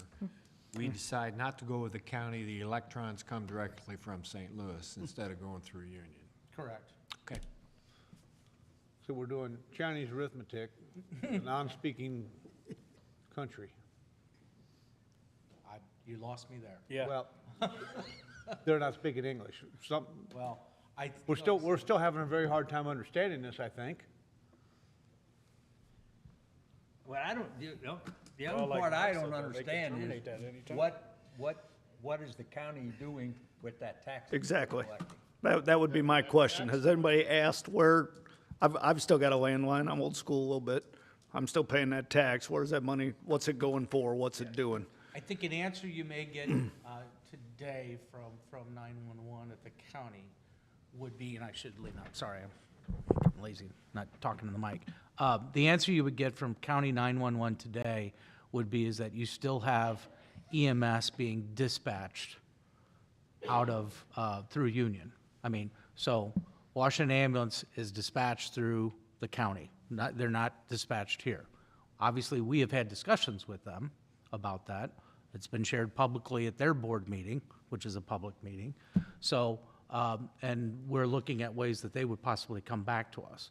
But for the time being, that would be the answer that you would get. What do we get out of that tax? That would be the answer. Now, if none of none of the emergency services in Washington are dispatched out of Union or at the county, well, then there's no answer for you because there's nothing. So does that still benefit us if we go with the county and EMS comes back to us? Yeah. It would benefit. I think there's two things that you're looking at. In the discussions I've had with Jennifer, Tim, Mark, Jim, is that the level of service, I think you're going to hear from some folks that the level of service would be better if, now, I'm sure the county would dispute this. I don't doubt that. Right. But that the level of service that you would get, that EMS would get from Washington dispatching would be better to go ahead and dispatch those resources at any given call that requires their service. That's one thing. The other thing is that you would look at what is the contract that they currently pay to go over to have dispatching services through Franklin County, and would they want to go ahead and have that, would we want to go ahead and do that for that same amount? And we've started those discussions with them.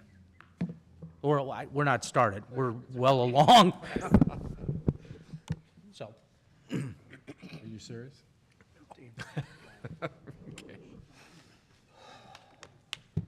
It's not fun, I understand. I don't have an easy answer for you in the sense of other than you do have to go ahead and have the telephone lines, and what is the best route to go ahead between now and April to continue them? And that's the immediate question. After that is the political question of why do we pay for a tax we're not receiving any benefit? We do not have to decide this tonight, correct? No. Okay. The only thing I would ask is if you wanted to, and we can still wait till the next meeting and the meeting after that, is at what point do you want to put this guy on the clock to go ahead and start hammering out the agreement between the county and the city for this 5-year contract based on these numbers?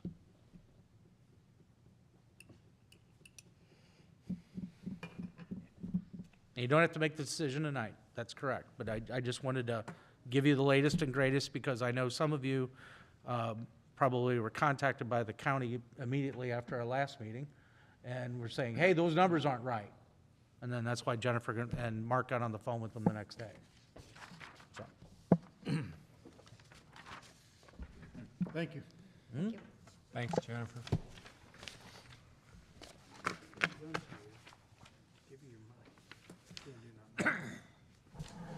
Okay, Ready? continue, please.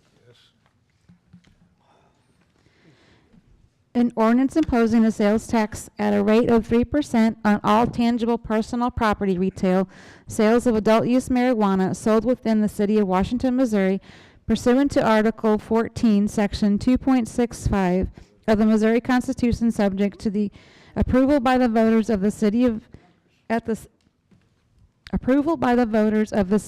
general municipal election to be held on April 4, 2023. Designating the form of ballot and directing the city clerk to provide notice of said election. Holtmar. Okay, introduced by Holtmar. Discussion.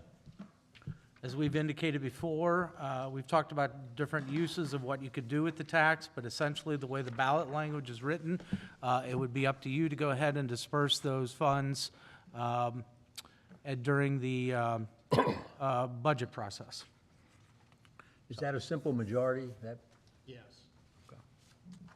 After the November 4th election. No, April. April. I mean, yeah. April. The sales tax wouldn't go into effect Yeah. until the beginning of the first full quarter after the election, which would be July 1, I guess, would be the first time they would start collecting it. And actual sales begin in February, is that correct? Yeah, February the 8th, I think. Okay. Does the county, is that one going up the same day? Yes. Yes. Everybody's going the same day. I think Union, who else? I heard St. Clair. St. Clair. So that'll be 6% here then, if they all both pass. Yes, yes. That's correct. Plus the states. Yeah, like I say, the county did vote on this today. To be put on a ballot. Yes. Yeah. Right. That's what I meant a while ago.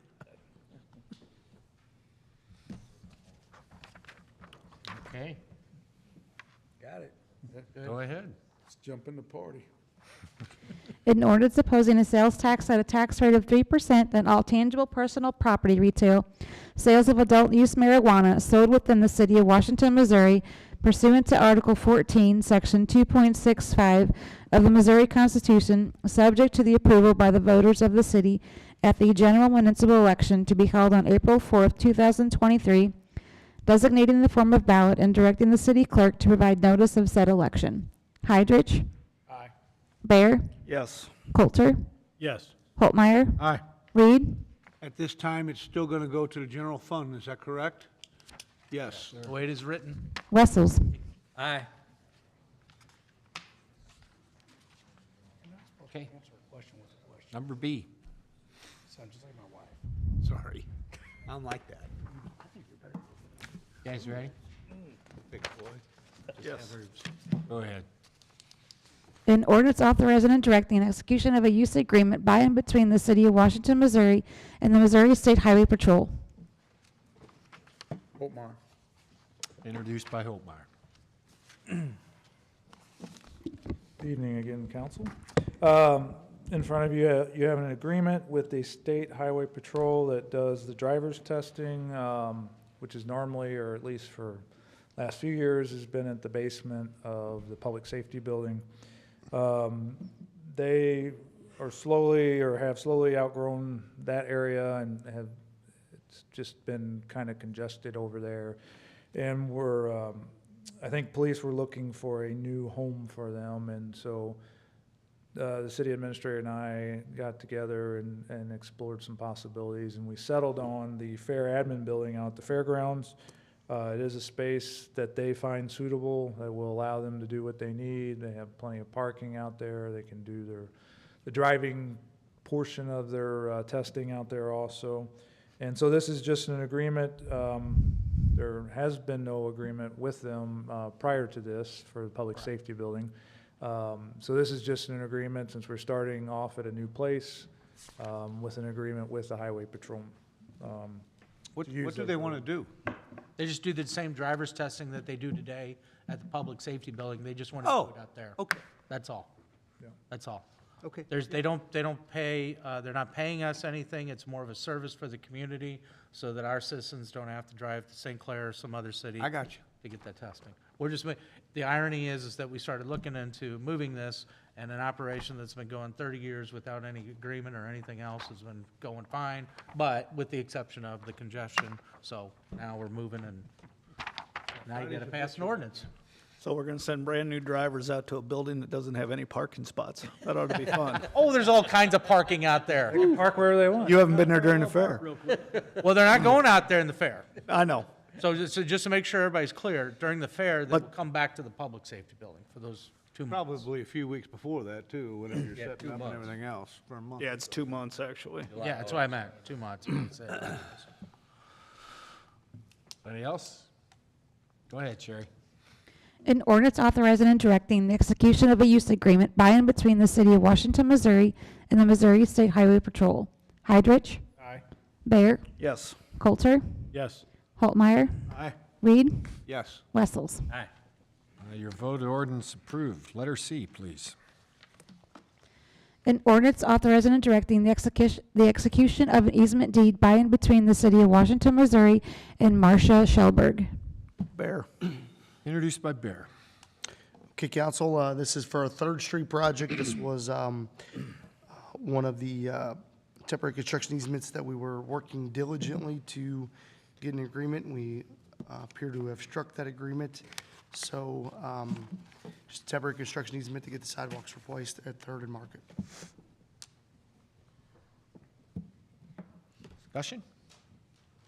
It's going to be the same for the next, there's a whole bunch of them, right? Yeah, we have 64. There's 58. 58 on this Well, ordinance that you've but- got an E if you're talking about the one that's coming just- up. Yeah, I 200 That's a different pages. project, though. It's a different project. I got 80 on a different job.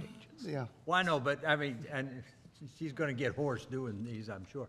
But my one question, I just found it curious. Some of them, we give them $1, and some of them we don't. I just, what's that all about?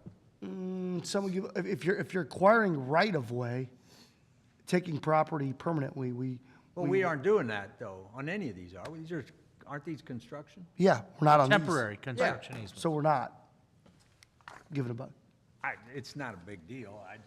I think on about 20 of them, we give them $1 on a bunch of. Oh, We're not giving them anything. $1, like $1 bill. Yes. We don't. never do exchange $1. dollars. Well, I know, but. I don't know what that means.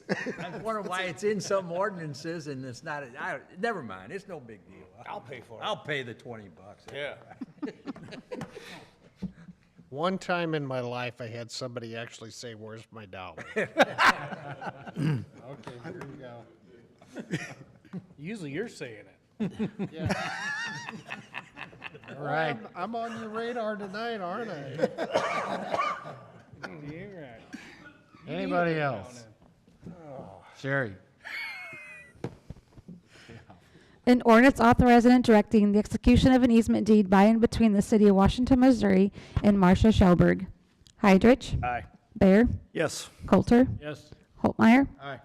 Reed. Yes. Wessels. Ordinance passes. Letter D, please. An ordinance amending ordinance number 22-13581 and enacting lieu thereof, an ordinance authorizing and directing the execution of an easement deed by and between the city of Washington, Missouri and Charles C. Schreffer. Heidrich. Introduced by Heidrich. Okay, this is amending a previous ordinance.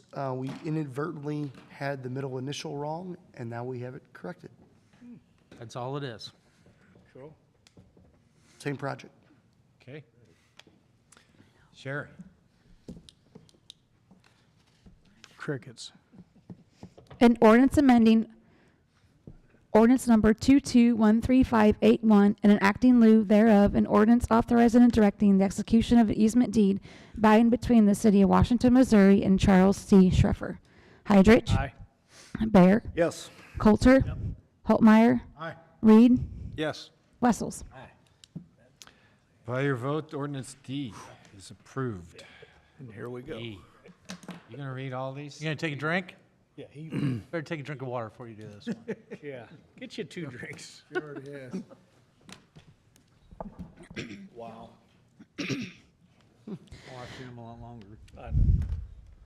An ordinance authorizing and directing the execution of a temporary construction easement agreements by and between the city of Washington, Missouri and L.B. Jr. and William W. Eckelkamp trustees, St. Peter's United Church of Christ, Kevin R. and Brenda S. Peters, Sal Maniaci, Richard T. Moore, and Angela J. Mosbach, Debbie L. Brewer, Louis B. Eckelkamp, Inc., Anders Holdings, LLC, Roger C. and Deborah A. Holt, Joint Revocable Trust, Stacy M. Edwards, Eckelkamp Enterprises, LLC, Cowboys Holdings, LLC, 4ZS Enterprises, LLC, Geneva Lakes, LLC, Caleb Thomas, Tina M. Bellman Revocable Trust, Jane M. Baringhouse, Morgan Moorhead, and Justin Lowrance, Franklin County Vacuum, LLC, Michelle E. Vollmer, Ralph F. and Marceline Teague, Adam D. Vihage, Jimmy L. and Carly T. Cooper, Molly Femmer,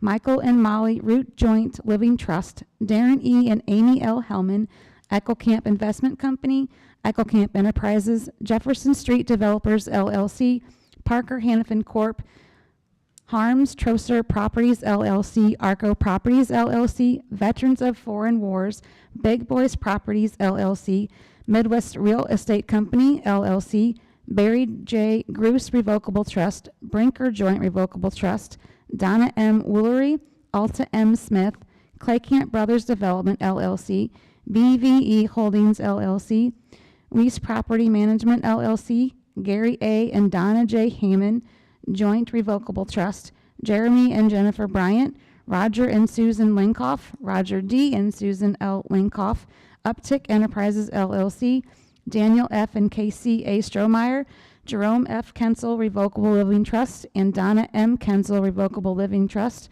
Loretta Kosakowski, Dominica Diane Alferman, Allen Revocable Trust, 1400 Jefferson LLC, Union Electric Company, JDTF Family Properties LLC, Rockwood Asset Management 6 LLC, Cat Aldo and Liberta S. Alu and Lester A. Stumpy Trust Etal. That a girl. Introduce. Who wants it? Need an introduction. Omar. Introduced by Oatmeyer. Thank you, Sherry. Okay, this is the temporary construction easements for our Jefferson Street project. Again, that project is a federally funded STP project, 80/20, new pavement, new curb and gutter, new sidewalk, basically from 8th Street, or from the Jefferson Street Bridge to 100, and those are the temporary construction easements to get that done. What year? We are, what year are we in right now? So it's, probably 2024. Thank you. Other questions? Nope. You ready again? It's better than 58 ordinances.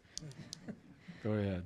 An ordinance authorizing and directing the execution of a temporary construction easements agreements by and between the City of Washington, Missouri, and LB Jr. and William W. Eckelkamp trustees, St. Peter's United Church of Christ, Kevin R. and Brenda S. Peters, Sal Maniaci, Richard T. Moore and Angela J. Mosbach, Debbie L. Brewer, Louis B. Eckelkamp, Inc., Anders Holdings, LLC, Roger C. and Deborah A.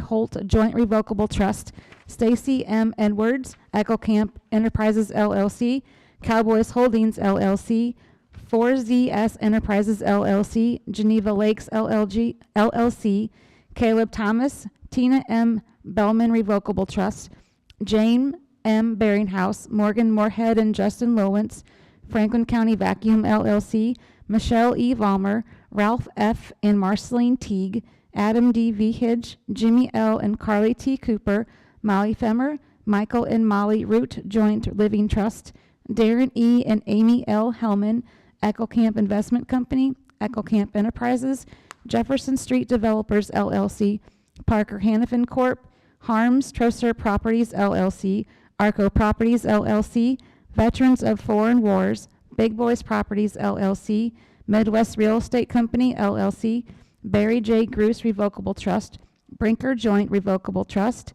Donna M. Worley, Alta M. Smith, Claycamp Brothers Development, LLC, BVE Holdings, LLC, Weiss Property Management, LLC, Gary A. and Donna J. Heyman Joint Revocable Trust, Jeremy and Jennifer Bryant, Roger and Susan Lankoff, Roger D. and Susan L. Lankoff, Uptick Enterprises, LLC, Daniel F. and Casey A. Strohmeyer, Jerome F. Kensel Revocable Living Trust, and Donna M. Kensel Revocable Living Trust, Loretta Kosakowski, Dominica Diane Alferman, Allen Revocable Trust, 1400 Jefferson LLC, Union Electric Company, JDTF Family Properties LLC, Rockwood Asset Management 6 LLC, Cat Aldo and Liberta S. Alu, and Lester A. Stumpy Trust Etal. Okay. No, I'm not gonna know. Hydrich. Aye. Bear. Yes. Coulter. Yes. Holtmeyer. Aye. Reed. Yes. Wessels. Aye. Wow. Thank you, Sherry. By your you very vote, much. E passes. Thank you. You ready for F? I am. Okay. Please. An ordinance authorizing and directing the execution of a contract agreement with NB West Contracting Company for the 2023 overlay project and amend the 2023 budget. Hydrich. Introduced by Hadrich. Okay. We went out to bid for the following streets for asphalt overlay: Michelle, Meadow Valley, Dawn, Marcella, Weatherby, Winchester, Brookshire, Monticello, Hera, Mike Allen, Tina, Rebecca, Edward Place, Montclair, Lake Washington, Whispering Oaks, and Reether Court. This would take, there was a water main break that happened over the summer last year on Mike Allen. It's a full depth replacement, so if you've been getting any calls on that, this will take care of that. I did have the street department go out there and grind some of that pavement down just to kind of bridge the gap to get into this project, but it would take care of that. The street department is also doing some curb and gutter repair ahead of this project. There will be some curb and gutter repair and some storm sewer improvements by the contractor, but I just had the street department do some work as well to try to drive the cost down. Low bid, MB West Contracting Company, $1,046,773.20, just below engineer's estimate. Pace Construction Company was the other bidder. It's important to note, MB West is also the subcontractor finishing up the job from last year on paving on the west end of town. So the whole strategy is they would mobilize into town, get that done, and get this done in one fell swoop, get them out of town, hopefully middle of summertime.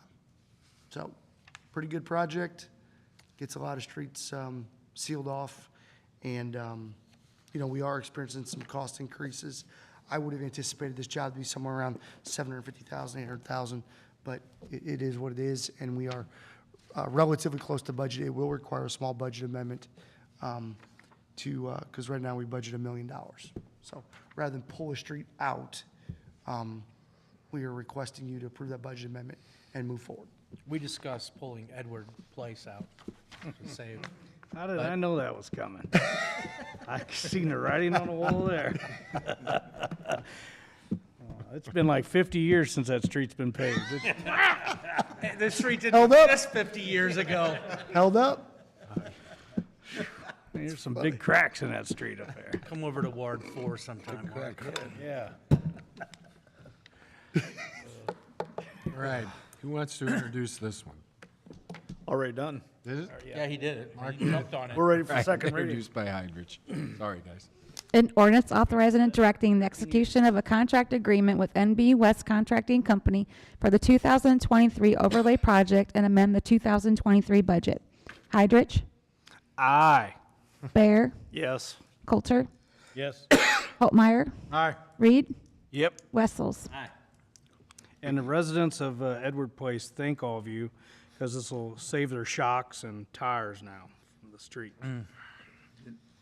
By your vote, F passes. G, please. An ordinance approving amendment number 1 to the development plan for acquisition of an industrial tract commonly known as the Richard Oldenburg Industrial Park, providing for the sale of a lot to Precoat Metal Washington LLC. Omar. Introduced by Holtmeyer. All right, so anytime the 353 Redevelopment Corporation, and by approval of council, sells a lot in one of our industrial parks, by state statute, the 353 statute, we have to have an amendment to the development plan approving that sale to transfer that ownership. So that is all this is tonight. It's amendment number 1 into that industrial park, and with potential, I'll show you in board and committee reports what the layout will look like for the hopefully 6 or 7 future amendments. But Planning and Zoning reviewed this last month, no issues. It's just protocol for selling a lot. Questions, guys? Just a comment, this is covering quite a bit of the debt that we took on with the, to purchase the farm to begin with. So, one sale, we're knocking out quite a bit, so. Good news. Sherry? An ordinance approving amendment number 1 to the development plan for acquisition of an industrial tract commonly known as the Richard Oldenburg Industrial Park, providing for the sale of a lot to Precoat Metal Washington LLC. Hydrich. Aye. Bear. Yes. Coulter. Yes. Holtmeyer. Aye. Reed. Yes. Wessels. Okay, by your vote, G passes. Letter H, please. An ordinance approving a boundary adjustment for Washmo Main Street Development Plat in the city of Washington, Franklin County, Missouri. Bear. Oh. I think Joe said it first. Mm. Introduced by Holtmeyer. All right. I'm sure anyone who's gone down Main Street in the last 6 months have noticed a lot of the construction on with the old PECA building and the properties next door. Since that is coming to an end here, the owner would like to clean up the property lines. Currently today, it is actually 4 parcels. I was curious if there was 3 or 4, but in between 2 of those, there used to be an alley that was vacated, and they put a roof over it, and that was actually the Manuel's Coffee Shop at one point. So now they're just looking to clean it up to the 3 new buildings that they've constructed there, so you can see lots 1, 2, and 3. So this did not have to go to planning and zoning, since they're just consolidating lots and not creating anything new. So this can be approved tonight, and they can go ahead and record this and hopefully wrap up that project. See, when Manuel's was down there, I always thought it was interesting because they didn't own their side walls. I think they owned the back wall and the roof and the front, but they didn't own their side walls. With these lots like this, will that continue that way, or? No, that construction, they completely changed how that is laid out in there, and. So each of those has their own, Yeah, okay. yeah, if you actually, if they took out the roof that was over that at one point and kind of moved those walls around, so it's laid out completely different. No questions? Okay. Sherry? An ordinance approving a boundary adjustment for Washmo Main Street Development Plat in the city of Washington, Franklin County, Missouri. Heydrich? Aye. Bear? Yes. Coulter? Yes. Holtmeyer? Aye. Reed? Yes. Wessels? By your vote, ordinance H passes. Letter I. A resolution authorizing the city of Washington, Missouri to apply for funding through the East-West Gateway Council of Governments to provide for the 3rd Street roadway and ADA compliance project in the city of Washington, Franklin County, Missouri. Got an introduction? Introduced by Wessels. Okay. We applied for the same project last year, and were not awarded it. This is curb and gutter, sidewalk repair, or sidewalk ADA compliance and overlay of 3rd Street from Jefferson Street to High Street. Ties 2 projects together. High Street is currently under design right now. The total project estimates $2,587,502. 80/20 money, $515,439 would be the city's matching dollar number for that. The application fee is $10,309. And again, we applied for this last year. The streets are 1 year worse, so we are hopeful that with the additional money that East West Gateway is getting, that becomes a viable project, and asking for your support. What year? This is 2027.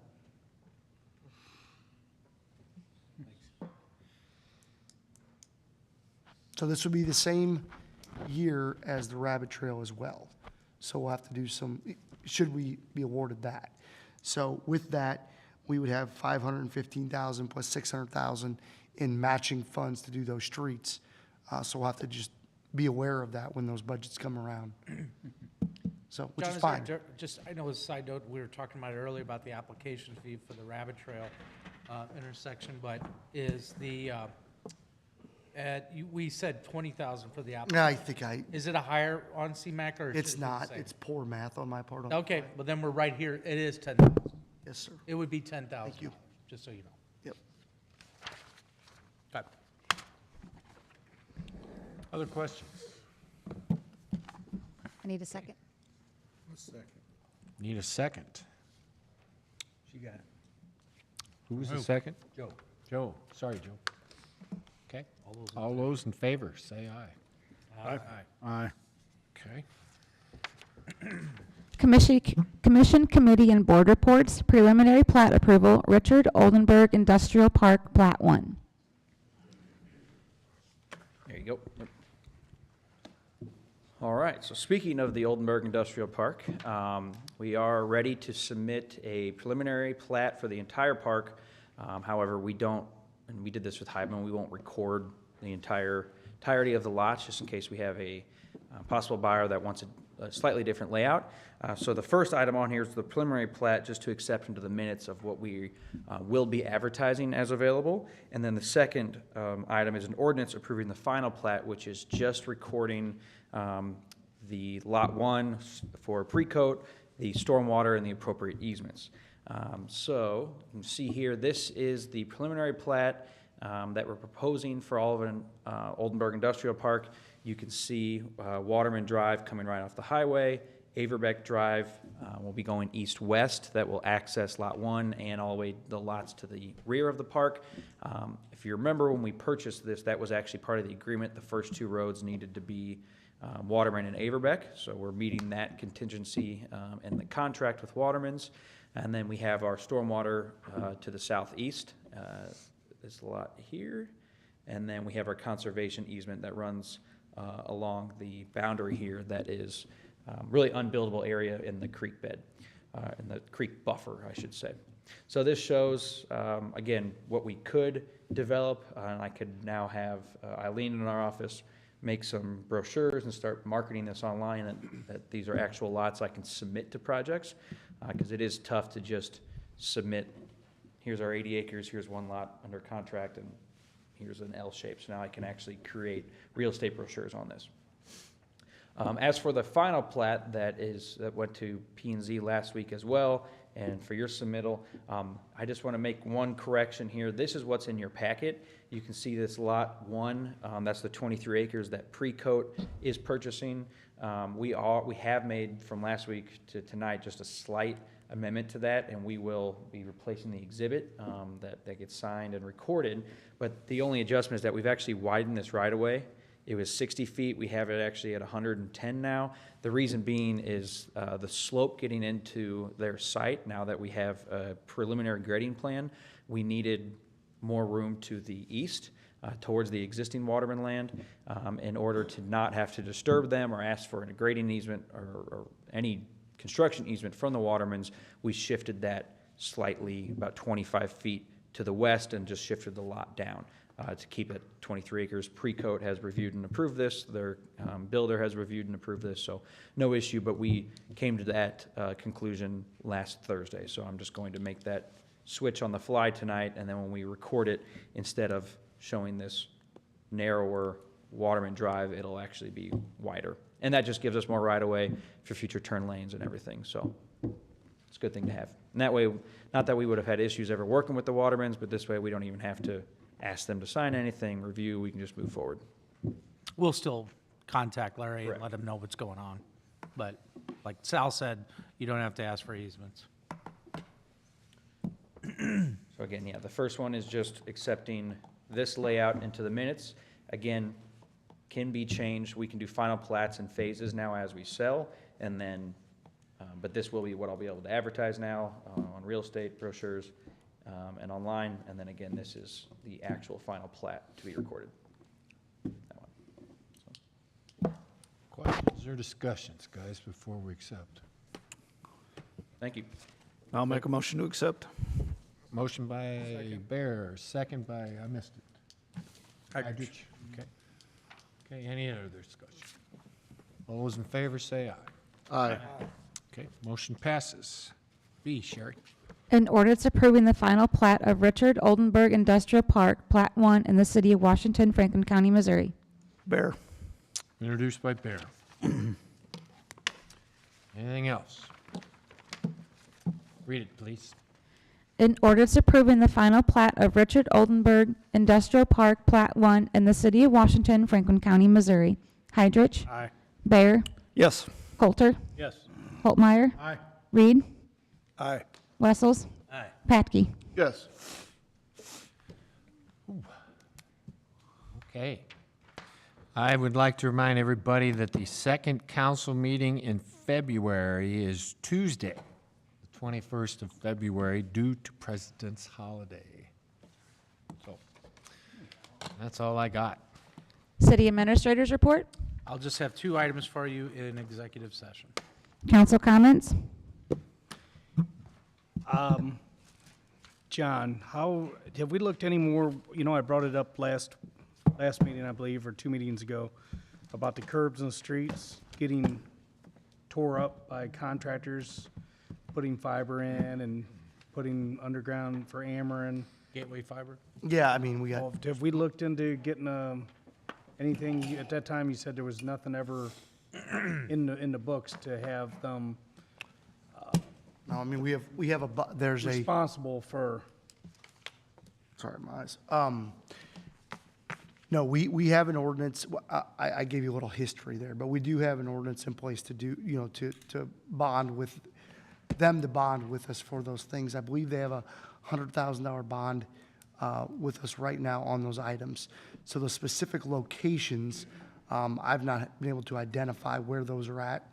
So I can go through that and, before we give that bond up, and identify where they are. and I know you said we don't have the manpower to drive around, but we know where these Contract. the sewers are getting, you know, bored through and everything else. I mean, so we kind of know where they're. Yeah, we know where they're at. We do want. I mean, you can go up in Edward Place. I can show you where the curb's just busted up and the street's scarred up. Now, the street's gonna get repaired now, but Right. it's still been scarred up. For you. Right. Damage to that old. Yeah, no, we can definitely, we just gotta identify where they're at and get it taken care of. They have, as far as the sewer, laterals and mains and all those things, the No, water no, I department. get that. I'm just saying, we know Yeah. where those have happened, so we know where. Yeah, we know where they're area at. They're working. We do know where they're at. So why Yes. can't we just kind of send a street department guy and just, Well, the street, yeah, we can, I'm just, for sure. Documentate. right. No, I can definitely take care of, work through that. And as far as Mr. Piontek, anything on the solicit for the homeless? Have we gotten any further on getting anything together for that? I sent some draft ordinances, or some ordinances that were in effect in some other cities. Mm-hmm. And I don't know if those have gotten distributed to you all or not. Not that I'm aware of. I gather not. I don't think so. I haven't got anything. So, I'll resend those. Okay. All right. Thank you. John, going off what Mark said about the contractors, do they abide by the same rules as construction goes as far as silt dirt into the streets? Do we look into that? Is that a complaint basis only, like always? No, they need to be abiding by the same thing, and it is a struggle, but yeah, they need to abide by those same things. We have an ordinance that doesn't allow you to put mud or debris or anything in the street. It's like a separate item. They don't pull a permit per se, like a grading permit, for that type of work, but there's still a nuisance ordinance. It's really not nuisance, but it's a land disturbance ordinance that they have to comply with. It's very specific, like it gives 4 hours to get it cleaned up. If you don't clean it up within 6 hours, I can send my guys to clean it up. Our guys can clean up, then we basically charge them. So it's very specific about how we do that, but I've noticed some issues there as well. Right. I mean, with the rain we had, it's Yeah. happened. So I guess my question to you is, when someone calls or someone tells me about it, where do we direct them to? Your office? To my office. To say there's dirt on the street? Correct. Do something about it. Just like That's the only way to go about it. Correct. On a weekend, it's leave a message. On a weekend, it's called dispatch, and I guess they call me. Okay. And kudos to you, John, because, that we had a situation over there on Winona, Lexington. Lexington. And you jumped on it and it got That's what cleaned we up. do. I mean, and again, it's not. There was a bunch of. Right, and I've had people tell me about it. Anytime we do a construction project, we had to clean it up after, and that's why there was mud slung down the street. And I think it's important that there is windows of times, because when you drive by a site, you'll look at a snippet of what's going on. So I'll give you a great example. Vic Horskamp was doing our Northern Star was paving out Rabbit Trail. Concrete was getting put down. And they were backing concrete trucks off, and they were putting the concrete trucks in the paver, and the concrete trucks were leaving. Well, there was mud and debris on Beaker Road. I drove by, we got to get this cleaned up. They were already mobilizing people to get it done. So there will be instances in small windows of time where if you drive by and see something, but it seems like everybody's kind of latching onto this and cleaning it up without having to basically bird dog the jobs all the time. So, but route those things through me. We're working on a better procedure, but just route those to me so I can get somebody out there to take a look at it. I've dispatched the street sweeper as well in certain instances, just if they were just out and about. I mean, again, I'm not doubting that we're taking care of it. I'm Yeah, just saying, no, I'm getting that's the way to I'm do getting the, and not necessarily just a phone calls, but just in general public saying, hey, there's dirt on the streets here. What's happened? Yeah, everybody's. We have an answer for them. This is good because everybody's somewhat hypersensitive to the situation. They are, which is right. really where we need to be right now with what we're dealing with DNR. Sure. I'll give you some other just a quick update on what's going on. So we were able to develop some apps on our phones out of our office to do all of our pipe inspections that we haven't been able to do. Rather than have paper copies, take them back to the office, upload them. We actually made an app on our phones where we can do that now. So Scott's has got about 75% of the city taken care of, which is great. That's a huge deal. We are also beta testing SWIP inspection app that we put together with Vic Horse Camp right now in the field. So basically the SWIP checklist, when you do your inspections, it's a checklist. Do these things. Again, paper copy, has to get scanned, has to get filed. Right now, we created an app off our GIS where he can do that on his phone, and that automatically uploads to a portal that I can look at any given moment if they're getting done or not. So it's huge, those are huge deals. Good. And that's why it's hard for me to know what manpower we need to manage this until we maximize the tools that we have. But we're doing that as we speak. So I'll have a pretty good update later down the road. So some really good things happening there. Like I say, again, I Yeah, no. called John, and we bounced back and forth, and it got cleaned up, so. Good job. Thank you. Mark, back to your earlier question, I sent that to get on the traffic committee agenda, which is February 6th, 5th, 6th, Be the something first like that. Friday or whatever the first Friday is. It's the traffic committee So- meeting because Third. it's primarily traffic regulations. So hopefully that'll get on the agenda, and from there it'll come to you with Okay. recommendations. Sorry, I forgot about that. No, and I did too. I forgot I sent it to you. One more thing, Jeff, on these SWIP inspections, we're also toying around the concept of that if the building department shows up, and let's just hypothetically say that you have a rough framing inspection, okay? So they have a specific checklist, things that they look at. The first thing they're gonna look at, though, is if your site is in SWIP compliance. If you fail that first checkbox, and it's not, track out, silt fence isn't up, it's a disaster, we will walk away and not do your framing inspection. Good That- idea.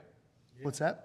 Good idea. That will get some things in compliance pretty quick. That'll get things moving. You may be getting some calls. Just so you, right.